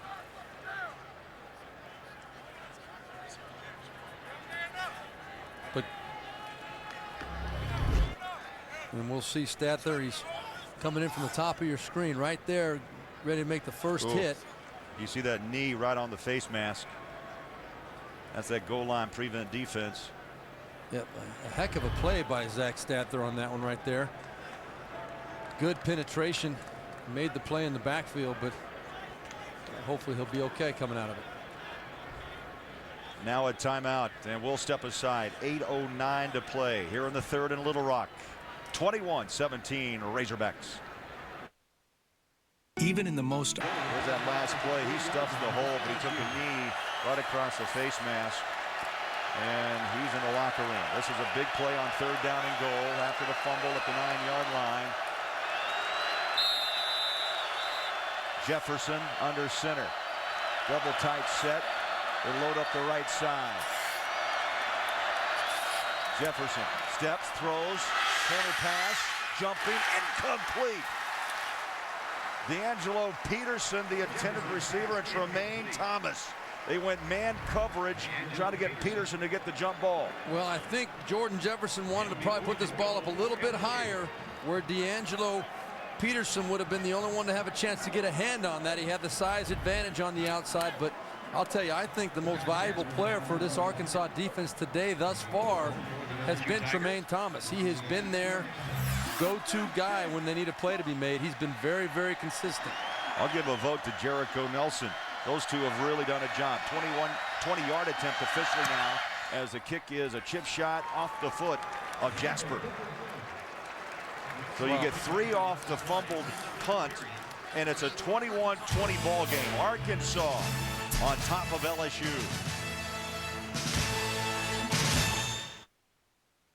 Well, the last 3 meetings have all gone down to the wire. Let's go back to 2007.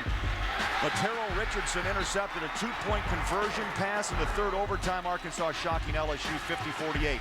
In 08, Casey Dick's 4th down pass to London Crawford with 22 seconds left. Razorbacks 31-30. And then last year, Arkansas, Tejeda missing wide right in overtime, giving LSU 33-30 win. How about that? That's the way it goes down between LSU and Arkansas. 4 plays, 6 yards, and Jasper boots a 20-yarder. And I'll tell you what, though, that's a success for Arkansas. You give LSU that kind of field position on a muffed punt snap by your punter at the 10-yard line, and you hold them to a field goal. That's a great job by the Arkansas defense, rising to the occasion. LSU has had good field position 2 times, and they've only cashed in with 2 field goals. But how often can Arkansas try to hold or put the finger in the dam, huh? Well, how often can they do it? You're exactly right. If you keep putting them in that bad situation, you can't expect them to keep rising, but so far they've been able to hold up. Lance Ray, 5-yard line. Dances, shifts his way at the 25 and is taken down.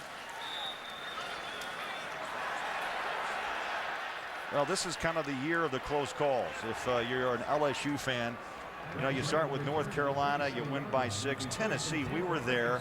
A bizarre ending to that game against the Vols. At Florida, you rally 33-29. At Auburn, Bama, Ole Miss last week. It's living on the edge. Yeah, all 6 of those games decided by 7 points or less. And 3 of them, they had to score in the last minute of the game to win the ball game. Living right. That's all you can say about it. Mallett under center with a 1-point lead. And the Razorbacks are on the ground to Davis. He is knocked down, spun around at the 38-yard line. Stuman making a nice block. And we go back to New York for the John Hancock update. And here's Tim. All right, Craig, fear the turtle. Here comes Maryland. Danny O'Brien is going to hit Torrey Smith a 10-yard touchdown strike. This gives them a 24-14 lead over NC State.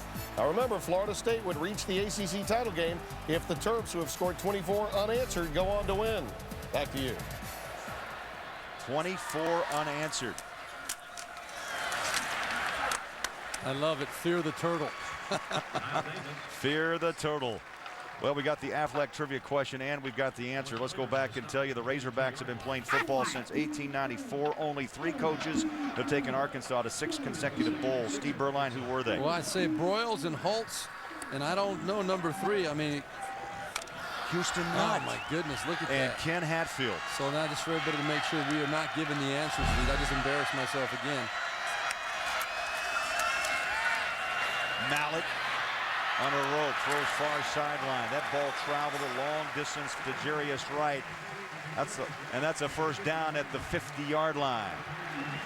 Of course, Houston Nutt has gone on to try to rebuild Ole Miss. And Steve Birdline, you know all about Lou Holtz, your former head coach at Notre Dame. I know all about that gentleman right there, Lou Holtz. His most common line, Birdline, you're killing us, son. What are you doing? Oh, sweet Lou. Mallet steps up, steps back on a first down at the 50-yard line. Good protection all day, over the top, picked! Eric Reed, the freshman, is off and running and steps out of bounds at the 50-yard line.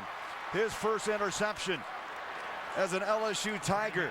Sometimes too much protection's not a good thing. Well, there's no excuse for that from Ryan Mallet, quarterback of his caliber. He knows it. Look at the time he has in the pocket. When you see this, he had all day, but it was late and over the middle, and you just can't do that. If it's not there, you cannot try and force it in there.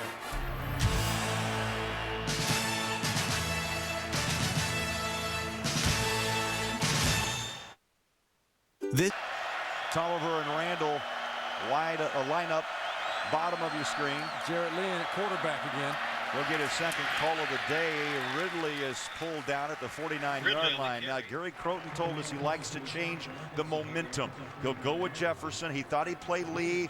Well, he did in the first half for one series. Now he comes back here late in the third as the clock is running under 6 minutes. Well, and I think the timing of both of them, this is the third series for LSU. In the second half, it was the third series. Jordan Jefferson in now. It's one playing out. Yep. So Jefferson returns. 5.5 to play. Second down, 9. Shotgun. Quick throw, far side. Terrence Tolliver. And Tremaine Thomas, Steve, if you don't make that tackle, Tolliver picks up a big gain or he's gone. This is a good job right here. Watch, you're going to see right here, this corner blitz coming. Jordan Jefferson makes the adjustment. He sees it. He's under control. He makes a good quick throw out there to take advantage. You get a good solid 5-yard gain to put yourself in a better third down situation.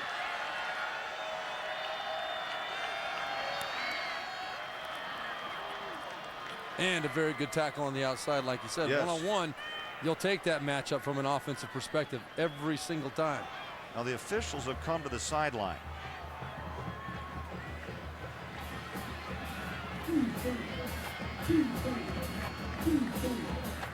That is our referee, Steve Shaw. I don't know if it's another. They had a clock issue in the first half. Yeah. And the clock sets with 5:21 to play. The play clock is not operating. We will keep the play clock on the field. I'm watching the play clock, Steve, as Steve Shaw made that announcement. They're trying to reset it, and it jumps back to 20, then down to 8, back to 30. Yeah. Now it's at 40. And both of these offenses are pretty efficient in and out of the huddle. You don't think it'd be that much of an issue, at least not the way the game was going to this point. Well, LSU exclusively, I mean, it's been a very much a hurry-up offense throughout. Exactly right. They've not been taking their time. They've been up-tempo. Third down and 5. Crowd getting noisy in Little Rock. It's a 21-20 Razorback lead over 5th-ranked LSU. Jefferson shotgun. Pressure out of the pocket. Chase from behind and taken down.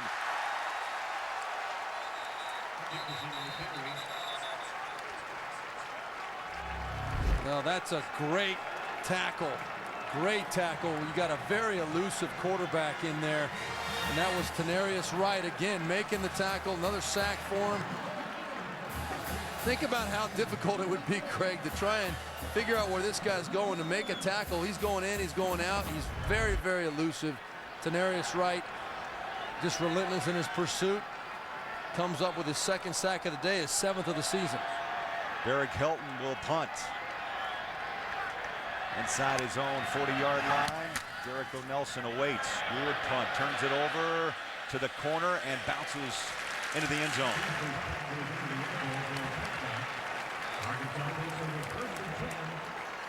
So actually Jasper booted that punt. And it'll be a 20-yard line start for Arkansas. December 11th, the Home Depot College Football on CBS brings you one of the most colorful rivalries in all of sports. It's all grit, it's all guts, and it is all glory. The Army-Navy game presented by USAA. The pageantry begins with TIAA Crep College Football today. It's been a banner year, Steve Erline, for the service academies. All three have been bowl eligible for the first time since 1996.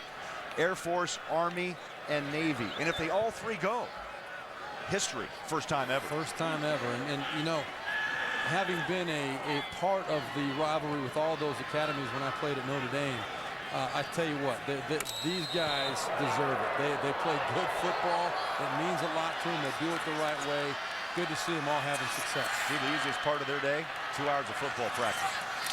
2 hours of football. Arkansas back in the attack. Nice run as Davis spins out of a tackle to the 26. We go back to New York for an update. Here's Tim. You know, fellas, Wisconsin scored 70-plus points 3 times this year. This is Evan Watkins being picked off by Aaron Henry. He's going to take it back 50 yards. The Badgers are leading 70-23. Remember, they're ranked behind LSU in the BCS standings with 1 loss and are looking to secure the Rose Bowl and BCS Bowl bid. Back to you. Hey, Tim, do you smell roses in New York? We smell them here a little bit in Little Rock. How about 70 points still with most of the 4th quarter to play. Double tight set. Oh, pushing the pile. Just love watching this kid, Nile Davis. Got great speed. Benches 380 pounds. As we look around the SEC West, Steve Erline, I tell you, that's some tough football in the SEC West with Auburn, LSU, Arkansas, Bama, Mississippi State, Ole Miss, and I didn't think Auburn down 24 in Tuscaloosa, but you know what? They found a way. I tell you, they got that touchdown right before the half, and when Cam Newton came up with a big play to start the 3rd quarter, they got it. I mean, you knew they were back in the ball game. Going for the big play is Mallet. And he overthrows Kobe Hamilton. They've already teamed up not once but twice today on big play touchdowns. As we look at the East in the SEC, South Carolina on top will play Auburn for the SEC championship. Florida, Georgia, Tennessee making a run late. They're 6-6, so you know what? They're out there looking for a bowl bid. And Kentucky and Vanderbilt.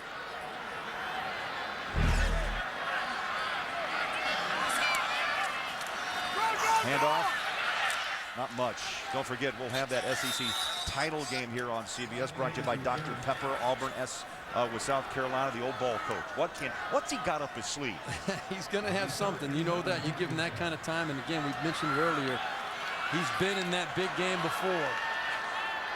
Won the big game many times. And there's not a stage too big for him. He'll soak up every minute of it. They're down 11. 5 wide receivers spread out for Arkansas, and now Mallet walks to the sideline. Timeout.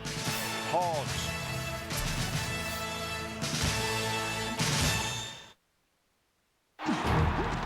Every thrilling moment. Takes the snap, 2-step drop. Good protection, throws underneath. And moving the chains, Arkansas. You can tell by the roar as Joe Adams came underneath, makes the reception, and fresh downs for the Razorbacks. And I'm going to tell you who it was responsible for the last 4 or 5 yards on that play. Watch number 7, Nile Davis, the running back, come back and make the block on the outside for Joe Adams. Right there, you see him coming in. He's got a good shot at Kelvin Shepherd. Boom, pops, takes out 2 guys. That gets a couple of extra yards for Joe Adams. 1st and 10. Big hole, Davis. Can't get outside, but leans forward for an extra 3 yards. What was a 4 or 5 yard gain turns out to be 8, and a good block by the fullback, Van Stuman. You know, one of the things that makes this guy so good, and he's only a sophomore now, Bobby Petrino said the thing that he's doing different now is he's hitting his tracks. That means he knows exactly where that ball is supposed to go. He feels the blocking very well, hits the soft spot. The play is designed to hit, and he's going to find a way to get exactly what he's supposed to get and then some. And a totally different running back since Dennis Johnson went out in week 2. Took it upon himself as Broderick Green comes in to give Davis a rest. You know, we told you about the story, him actually calling or texting Garrett McGee, the offensive coordinator. Niall Davis was unhappy with the way he practiced on a Tuesday. How about that? How many football players text their O coordinator and say, I'll do better? That just shows you the dedication this kid's had and how much responsibility he's taken since that injury to Johnson. Yeah, he's just one of those kids. I think he just gets it, you know, and we're going to get a measurement here for the first down. Looked to me like Arkansas got it, but Niall Davis, one of those kids that just gets it and understands how every day is an opportunity to get better. There's a first down. Day to get better, or you're either going to get better or you're going to get worse. And he wants to get better every day. He takes it personal, and it shows up in the way he plays. Ronnie Wingo, junior, number 20. They can go 3 deep in the running back position with Davis and Green and Wingo. Wingo's got great hands. He's mostly a third down back. He's on the field. 1st and 10 at the LSU 47-yard line. Mallett rolls out of the pocket. Pressured.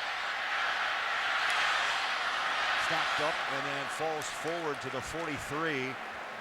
Greg Nevis was coming in with pressure. He's been pressuring. He's been in that backfield a lot today, pushing Mallett around. Watch right here. DJ Williams is going to come across the field all the way. This was designed to be a throwback to DJ Williams. And actually, there he's coming from the inside. I apologize. He came from the tight end position. You see him standing up over here on the top of the screen. He was well defended by the LSU defense. They didn't bite on him. Wingo dives into the pile to the 39-yard line. 17 seconds on the 3rd quarter clock. And we're winding down the quarter here in Little Rock. A good job by the LSU defense. That was a play that Arkansas had really tried to use to set it up. Didn't happen. Well, here we go. 15 minutes to play.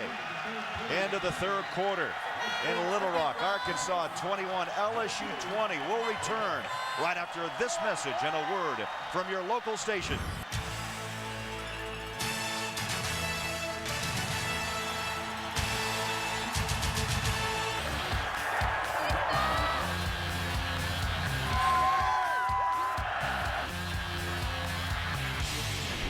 So here we go with 15 minutes to play in Little Rock. You see Arkansas with the 7-0 lead early. You trade 14 points in the 2nd quarter, and it's a 1-point ball game. Craig Bullerjack, Steve Berline, glad you're alongside this afternoon on CBS. What do you think? Les Miles with another comeback in his bag? Well, he's been known. They're very comfortable in this come-from-behind atmosphere. They've been proven to do this and come back, as we said, 3 times this year. They've come from behind in the last minute of ball games.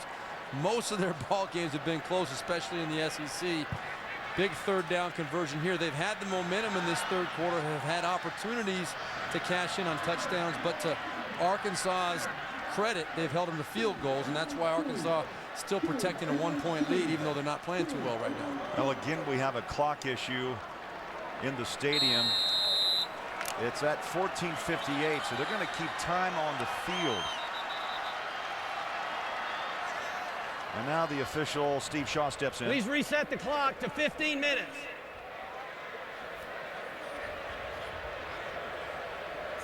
Maybe we should just say 1001, 1002, and then start the clock. There we go. Well, the play clock's down. Now they got the quarter clock, and the scores are doubles. It's 21-20. Well, you know, it's just one of those days, one of those nights. 10th play of this drive as Mallett goes under center on the pitch. Oh, what a cutback by Joe Adams. And after all that razzle-dazzle, no gain. Claiborne in on the tackle.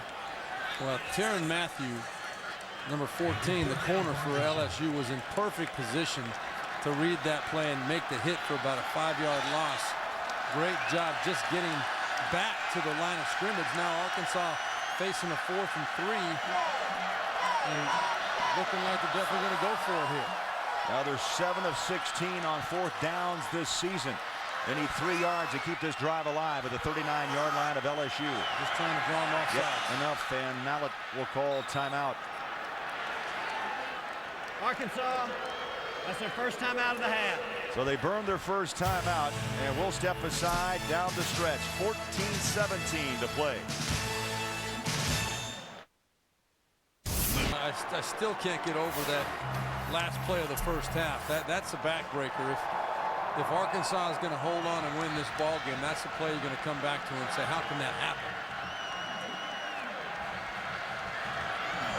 There's over 14 minutes left to play. And remember, LSU looking to be awarded a major BCS bowl bid. And they're going for it again. This time I think it's got to be for real. Mallett looking, goes up top, got man coverage. Adams on the button. Touchdown, Razorbacks.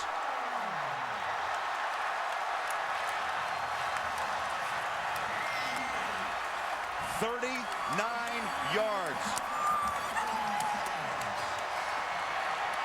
LSU's front looking to stop on 4th and short, and Mallett goes up top, single coverage, and how about that grab, Joe Adams? Well, Ryan Mallett told us that LSU is going to go cover 0 once in a while, give you a chance. Right there was almost like they expected cover 0. Joe Adams ran a stutter and go. It was absolute perfection in the overall execution by both Mallett and Joe Adams. Hocker boots the extra point, and it's an 8-point lead against LSU, 28-20, as Mallett goes up top to Adams. They knew it was coming. They blocked it up well. Joe Adams, a great job. Watch the hesitation move right here. Look, got Tyrann Mathieu to pause, bite on it. He got around him. Touchdown, Arkansas.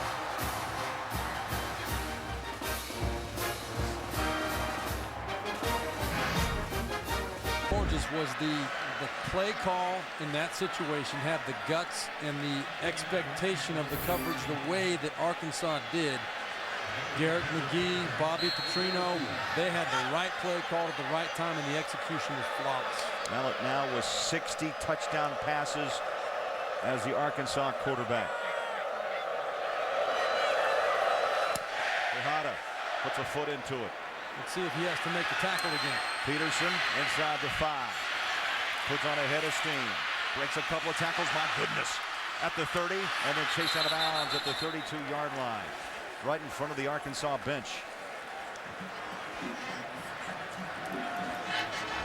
So fast, so quick.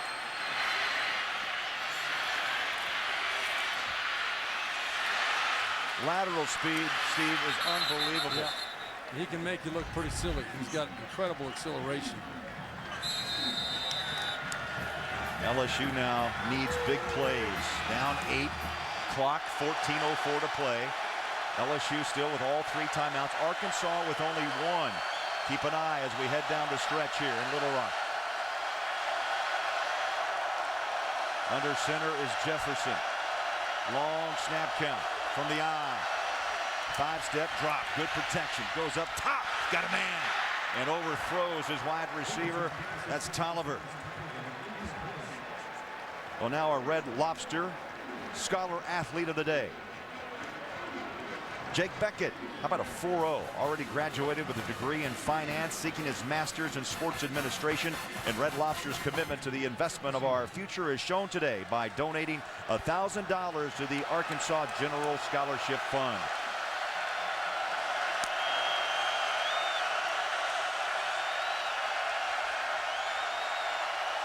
Play clock to 8.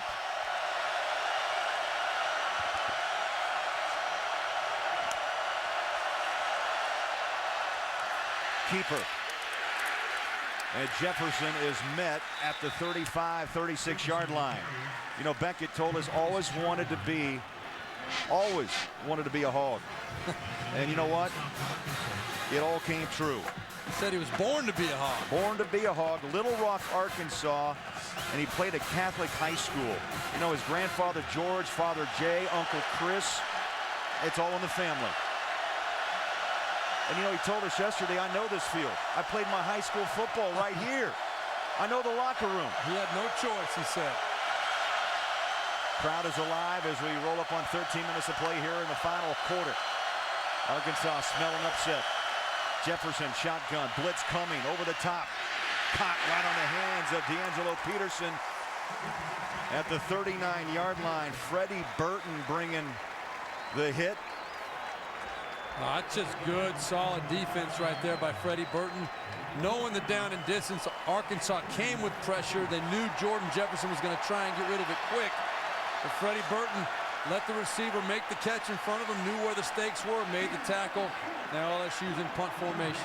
Joe Adams is set to return the punt for Arkansas. Another Little Rock native, Joe Adams, put on a show for the hometown crowd so far today. Now Jasper now has taken over punting duties. Good snap, good kick, line drive, a little bit short. Going to take a bounce at the 25, and it takes an LSU bounce inside the 10 to the 9-yard line.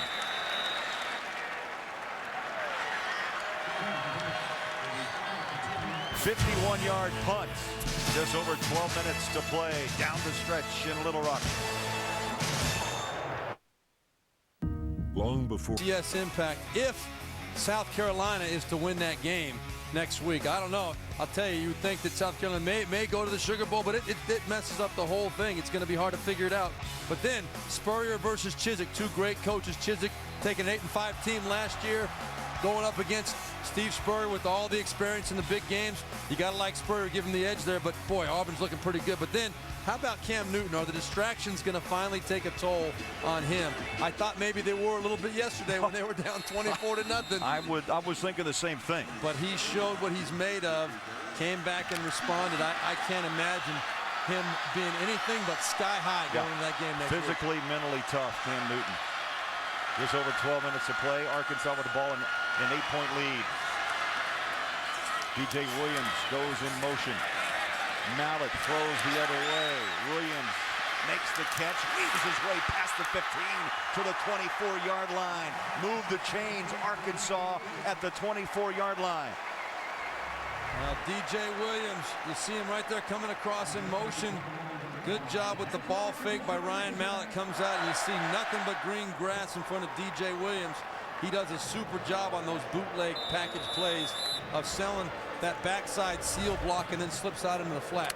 Good solid play. Boy, Kendrick Adams, there he is, number 94, fine left end for LSU, just limped off.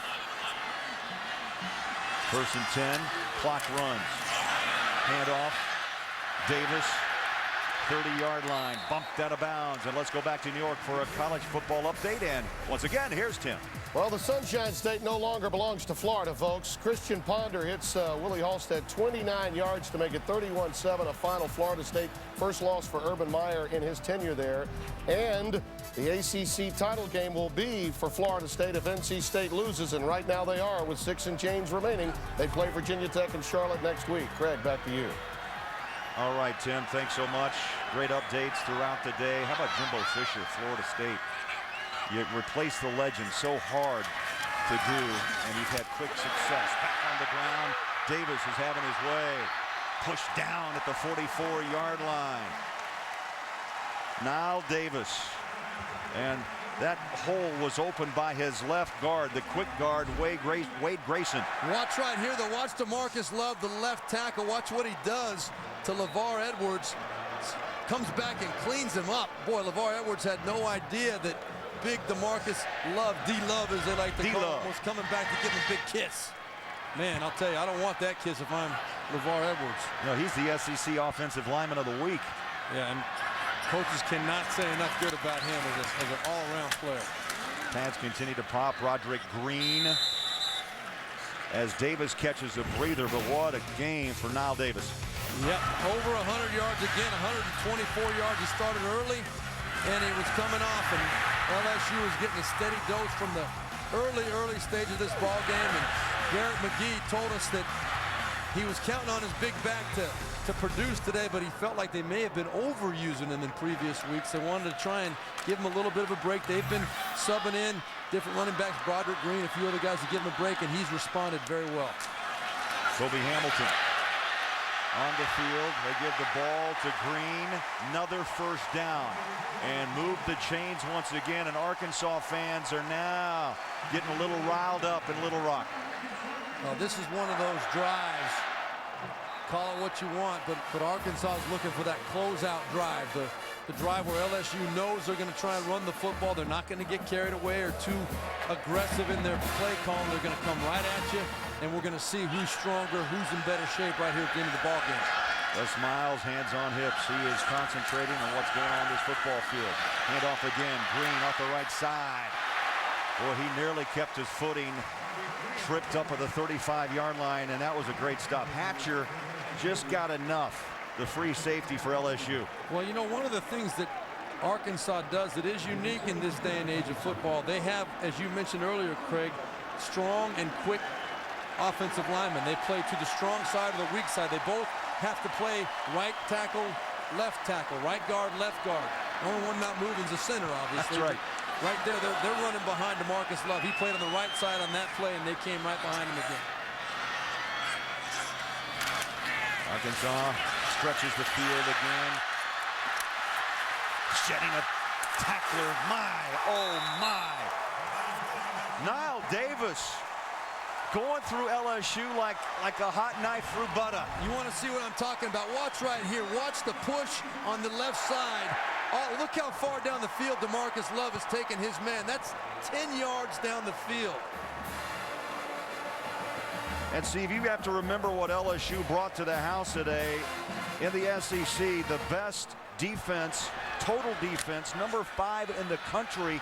And today, Arkansas is having their way. Well, Arkansas is an offense that can play with anybody.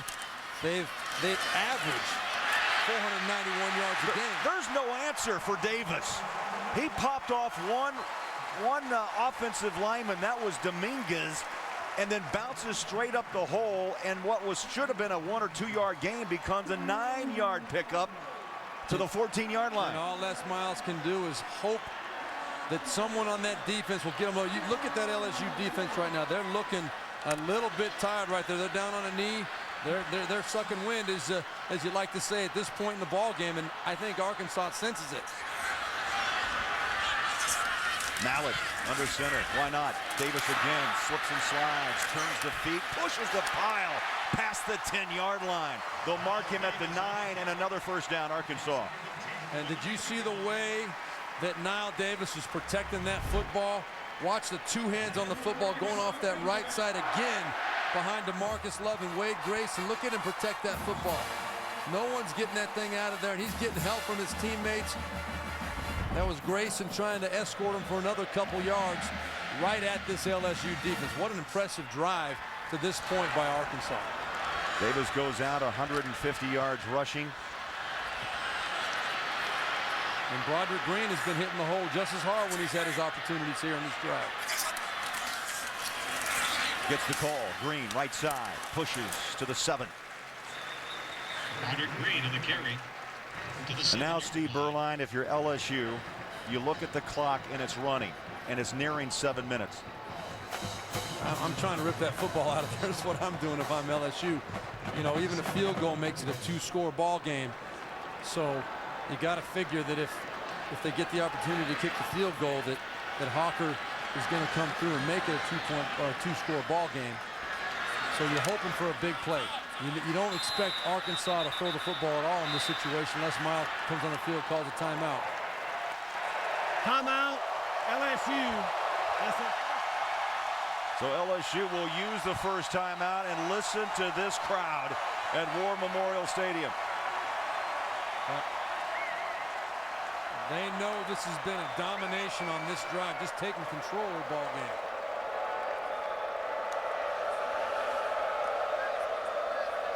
Tomorrow on CBS begins with 60 Minutes, followed by The Amazing Race, then Hallmark Hall of Fame's November Christmas. That's tomorrow on CBS.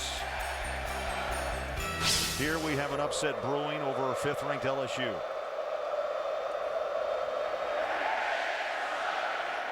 The highest-ranked team with 1 loss. This drive is chewed up 10 plays. This will be number 11 when we get back to action. Well, this Arkansas team has played the 6th most difficult schedule in the country this year. They are a battle-tested group. They play with a lot of confidence.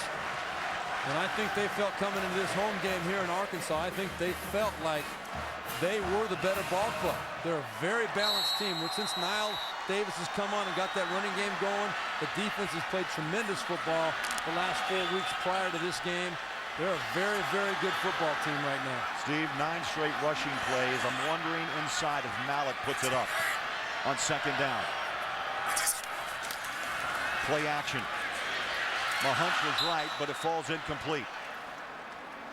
And that stops the clock. 6:50, 6:52. And that was Chris Gregg, the 3rd tight end on this roster of Arkansas. Well, that was one of those plays where I think if LSU would not have taken that timeout, it would have been a better call, because LSU would have been tired, not able to react and not thinking as clearly. But coming out of a timeout, I think Les Miles and his defensive staff did a good job alerting them to the possibility of a pass. Now Davis, the lone back, draw play. Right up the middle he goes to the 5 and takes a seat at the 2. Kelvin Shepard saved the touchdown. You see Ryan Mallett, he was hoping to get a chance to go for it. 4th and goal from the 2, but this is the right call for sure. Make it a 2-score ball game with the chip shot field goal.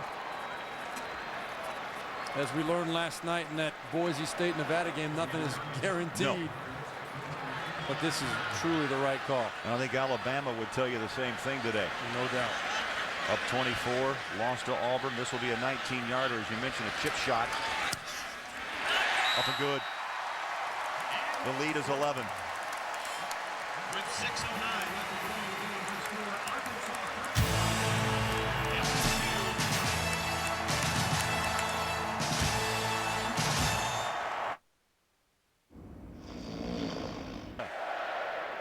Little skipper.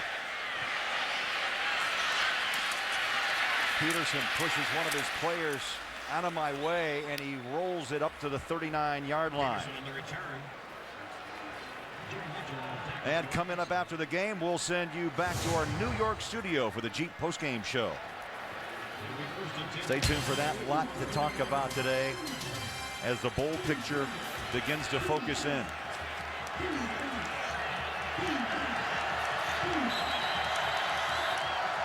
Steve, LSU needs to strike and strike fast. They have the football, 2 timeouts, down by 11. Jefferson throws in the flat, right on the hands of Tolliver. Still on his feet. Did he get out of bounds at the 50-yard line? He did. Isaac Madsen with the shoestring tackle on Tolliver. Tolliver, great speed. Watch him in this late part of the ball game. He runs a 4.3. He was out with a concussion during summer camp, and he's really had limited action on the field for LSU. But he is just an all-out. I mean, he can burn it. He can. The play clock is not operating. We will leave it off, and we'll keep it on the field. And now they're going to turn off the play clock. And they'll keep it on the field, as you just heard from Steve Shaw. You know, you made the point. I don't know if it plays a big factor in a game like this because of the way the speed of the play has been from the start. It really doesn't at this point, for sure, because LSU is going to be trying to get plays run as quickly as they can. 5 wide receivers, empty backfield. Jefferson by himself in the pocket. It closes. Now he swings it out, wide open. And that's Boone, the freshman. I'll tell you, if Cadron Boone had stayed outside near the sideline instead of coming into where all those Arkansas players were, he could still be running right now. He would have stayed out there by the sideline. It was a good, solid play by both he and Jordan Jefferson, but could have been bigger if he would have stayed wider. Clock running up on 5 minutes. Jefferson gets the call from the sideline. Slaps his hand. There's the snap. It's high from the shotgun. Quick hitter over the middle. Boy, right on the button as Tolliver took a hit at the 30-yard line. That was your boy Jericho Nelson. Well, he's had a great game. He really has. He and Tremaine Thomas have both been incredibly steady in their tackling. I mean, when they're there, it is a tackle. It's not a shoestring trip. They are hitting people. Under 5 minutes, clock runs, second down 5. Shotgun is Jefferson. On a knee at the 21. And the grab by James Wright. So the clock stops momentarily to reset the chains. 2 timeouts left for the Tigers, 1 for Arkansas. Tigers down 11, 5th ranked in the country. Handoff up the middle. Richard Murphy. Number 18, a senior, Rayville, Louisiana. We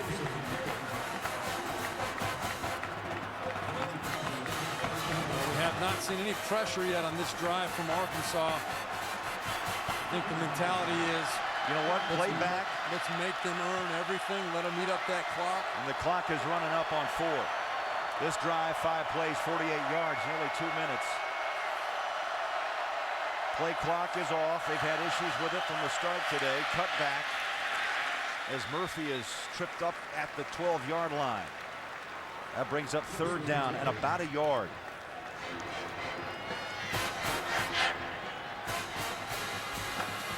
I have a feeling that this score holds. Little Rock is going to explode tonight. They've been fired up for this game for a long, long time. Ridley returns, 3rd down and short. Long snap count. Pitch, Ridley, up the middle, 1st down and more. They whistle Ridley down around the 8-yard line. Oh, what a tough runner. There was no doubt where he's going with this. It's a toss. You think it's going wide? No, he's running. It's a lead up the middle of the field. And he said, I'm still going. He's a very, very determined runner once he gets that downhill decision made. He's not going to stop. You got to stop him. 8th play of this drive, and LSU is using a lot of clock. 3 minutes. Play action. 1st and goal. Incomplete. Incomplete. The intended receiver was Spencer Ware. You know, I think that LSU has done a good job in terms of the urgency to get up to the line and manage the clock. They're not making the yards in chunks like we would like. Now, you could also make the argument that they're going to need a touchdown, a 2-point conversion, and a field goal. You could kick the field goal right now, knowing you got to get the ball back again anyway and save more time for yourself. You know what I'm saying? Because you need the field goal anyway. Jefferson takes a glance at Les Miles. Shotgun, 2nd down goal. High snap. Jefferson in no man's land and is swarmed under and finally taken down at the 27. Well, they've got to use a timeout here. This is not a good time for a bad snap. If there ever is, P.J. Lonergan, that's the 2nd time today they've had a mishandled snap on their side. Arkansas as well has had one problem. Les Miles, not a happy camper. Oh, it's a wild scene in Little Rock. Back after this. Are things different now that I'm not crushing quarterbacks every Sunday? Yeah, a little bit. But I still have a taste for greatness. So I love Dr. Pepper. The taste of these 23 flavors can never be equaled. Like me. The teams just not getting nearly as much love, as much attention as they should get. LSU had to burn a timeout. Now I think LSU is going to probably just try and get, I don't know if they take a shot with their kicker. They may take a shot for the end zone, yes, but the field goal does not hurt them if they have to settle for that at this point. It's a 5 wide receiver set. Jefferson, pressure, out of the pocket he goes. Burns time, hook slide. And that ball is out. That ball is out. Well, they're ruling him down. It was a slide. He was giving himself up. The question is whether the ball came out before he actually hit the knee and the slide. Let's see. Boy, that is a close one. Well, that's a hard shot as Jefferson took it on the helmet. They ruled him down, and I'll tell you what. Jordan Jefferson, you see the way he was carrying that football? Like a loaf? Like a loaf of bread. One hand on it. All right, so They need the touchdown, two-point conversion, and field goal. They're going to review this play. Previous play is under further review. And I'm sure Jordan Jefferson is pleading his case, but it shouldn't be an issue if you protect the football the way you're supposed to. Tuck that football. That was a careless decision on his part. Look at that.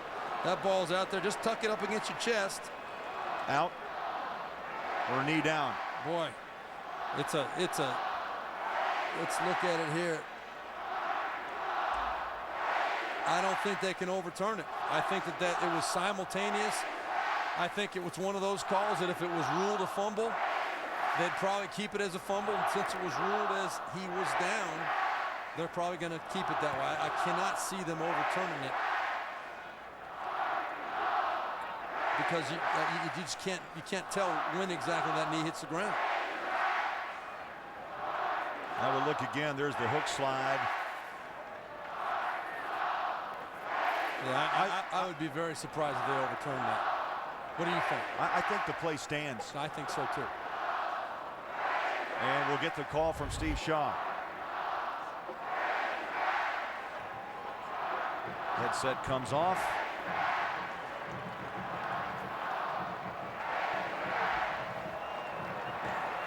After review, the ruling on the field is confirmed. It will be 4th down. Play stands, field goal opportunity from 36 yards for Josh Jasper.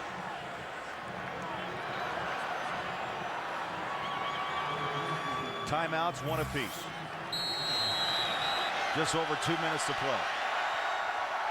A 31-20 Arkansas lead. Number 12 against number 5. The kick is away. And good from 36. All right, so you got to think we're going to see the onside kick. Onside kick. Inside of 2 minutes with only one timeout left. So down the stretch, under 2 minutes to play, Arkansas on top of LSU. You attack. You attack. No doubt. No doubt about it. This is one of the most exciting plays in football here. LSU has got to have it. It's down, takes a wicked hop, it's loose. And Arkansas, the good hands team. That's Hamilton. Hamilton, what a day. Wow. Kobe Hamilton has had today.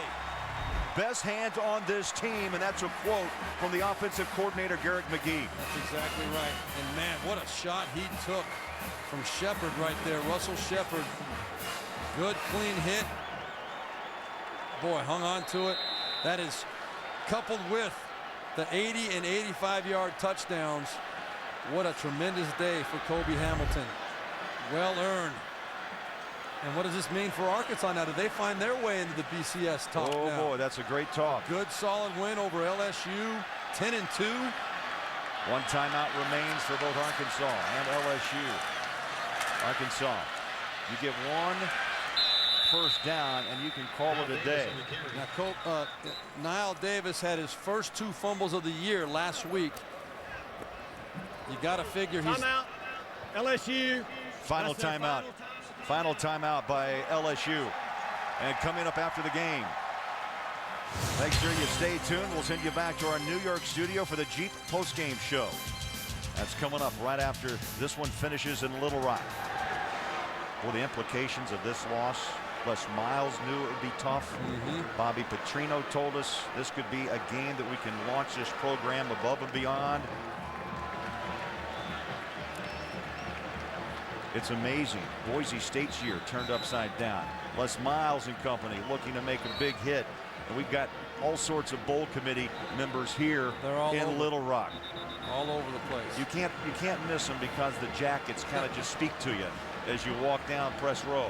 We had a guy from the Chick-fil-A Bowl passing out coupons. Yeah. I'm gonna Chick-fil-A. use them for my kids this week. Capital One. Yeah.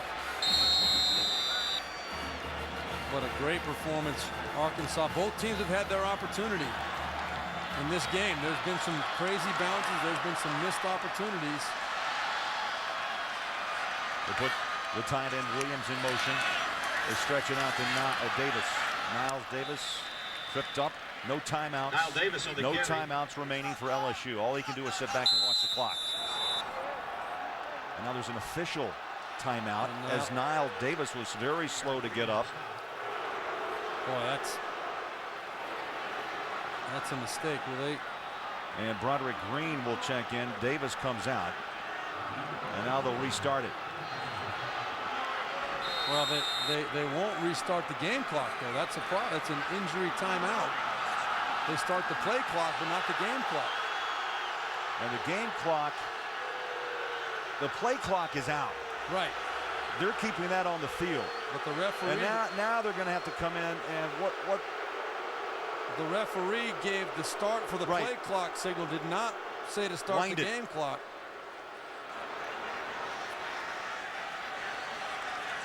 Yeah, he's not going to start the game clock. That's an injury timeout for Arkansas. Crowd, fans don't understand it. The crowd with the smattering of boos. That's that's a lesson learned by Niall Davis. He's got to get up and off the field in that situation. You cannot allow a timeout to be taken. That kills your team right there. Now it goes under center. Green, the ball carrier, swings around the corner to the 44-yard line. Now that's gonna give. Oh, look at Bobby Petrino. That's gonna give LSU a full another 25 seconds that could have run off that clock. Clock at 1:20. 4th down and 7. Play clock on the field, as we've mentioned. And Petrino. Bobby Petrino not happy. You know, really, this game, he's trying to tell the official, hey, we should be under a minute. But you can't see the play clock because it's out. They're looking at the official to let them know when they can burn that final timeout. And there it is. Timeout, Arkansas. That's their final timeout. But if Niall Davis gets up, there's only about 32 seconds left in this ball game as opposed to 57. It's a break for LSU right there. So now the question is, what do you do at 4th and 7? At your 43-yard line. Well, I don't think there's any doubt. You punt away. You got to punt. You can't give LSU the ball near midfield. You've got to try and pin him back inside the 20-yard line, make him go the distance of the field with no timeouts and in less than 50 seconds. That's the way to do it for sure. I want to remind you what happened. And Steve, you remember well, this is a long time ago, just before halftime, with 6 seconds to play, and Arkansas found the end zone. I would venture to say 80 yards. That you will not see a typical defense out of Arkansas in that situation. It would be a true prevent defense with safeties deep, keeping everything in front of them, no doubt about it. Yes. And as we talked about, that play right there, that play, 6 seconds left in the first half, is the difference in this ball game. That's a touchdown. I think if you're Arkansas, no excuse. you're a little concerned to put the ball in Peterson's hands. Here comes the block attempt. They get it away. It's a high end over end. Fair catch, 12-yard line. Oh. What happened? Flag. Patrick Peterson lost his poise. Did he throw the ball? He just pushed an Arkansas defender in the chest.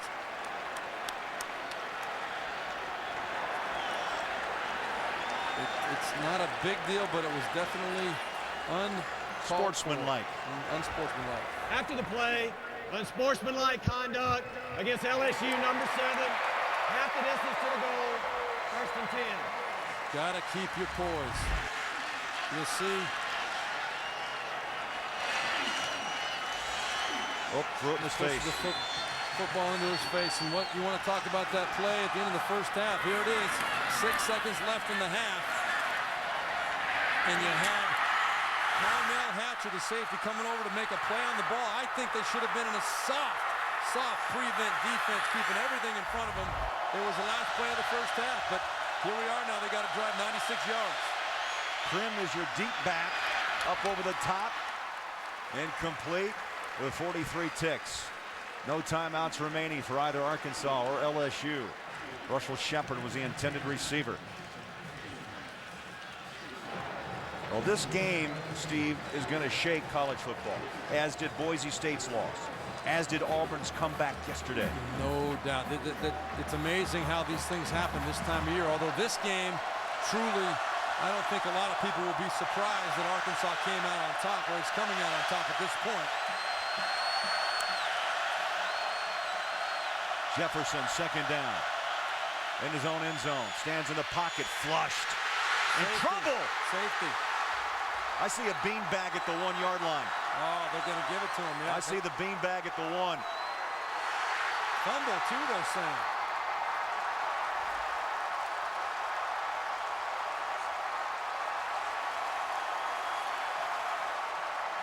Franklin, Burton, middle linebackers. The backers just having their way today with Jericho Nelson. Well, if I'm Les Miles, I'm arguing that it's a safety. Ball is out. Ball is out. Oh, but popped out. There you go. There's the beanbag. There it is. No doubt. And the officials right on the spot. You know, you're more concerned when he stood up in the end zone that he was going to be tackled down for the safety. He lost the ball, plain and simple. Exactly. Great replay, and now Arkansas. Well, the night of celebration. It has begun. Well, do you think Arkansas goes in and tries to score? Or they're just going to take the knee. They're taking the knee. They're in the victory formation. That's the right thing to do. Good job, Bobby Petrino.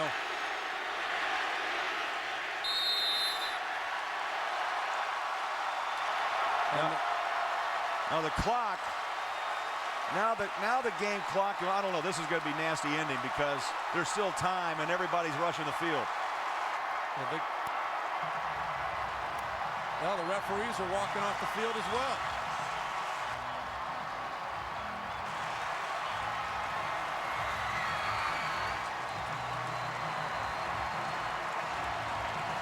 Well, what a day for the Arkansas football program.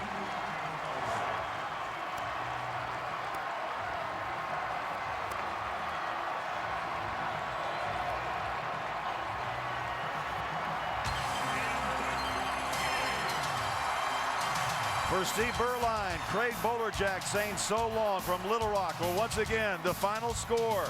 Arkansas upsetting 5th-ranked LSU 31-23. Stay tuned because coming up next, we'll send you to New York and Tim Brando for the Jeep postgame show.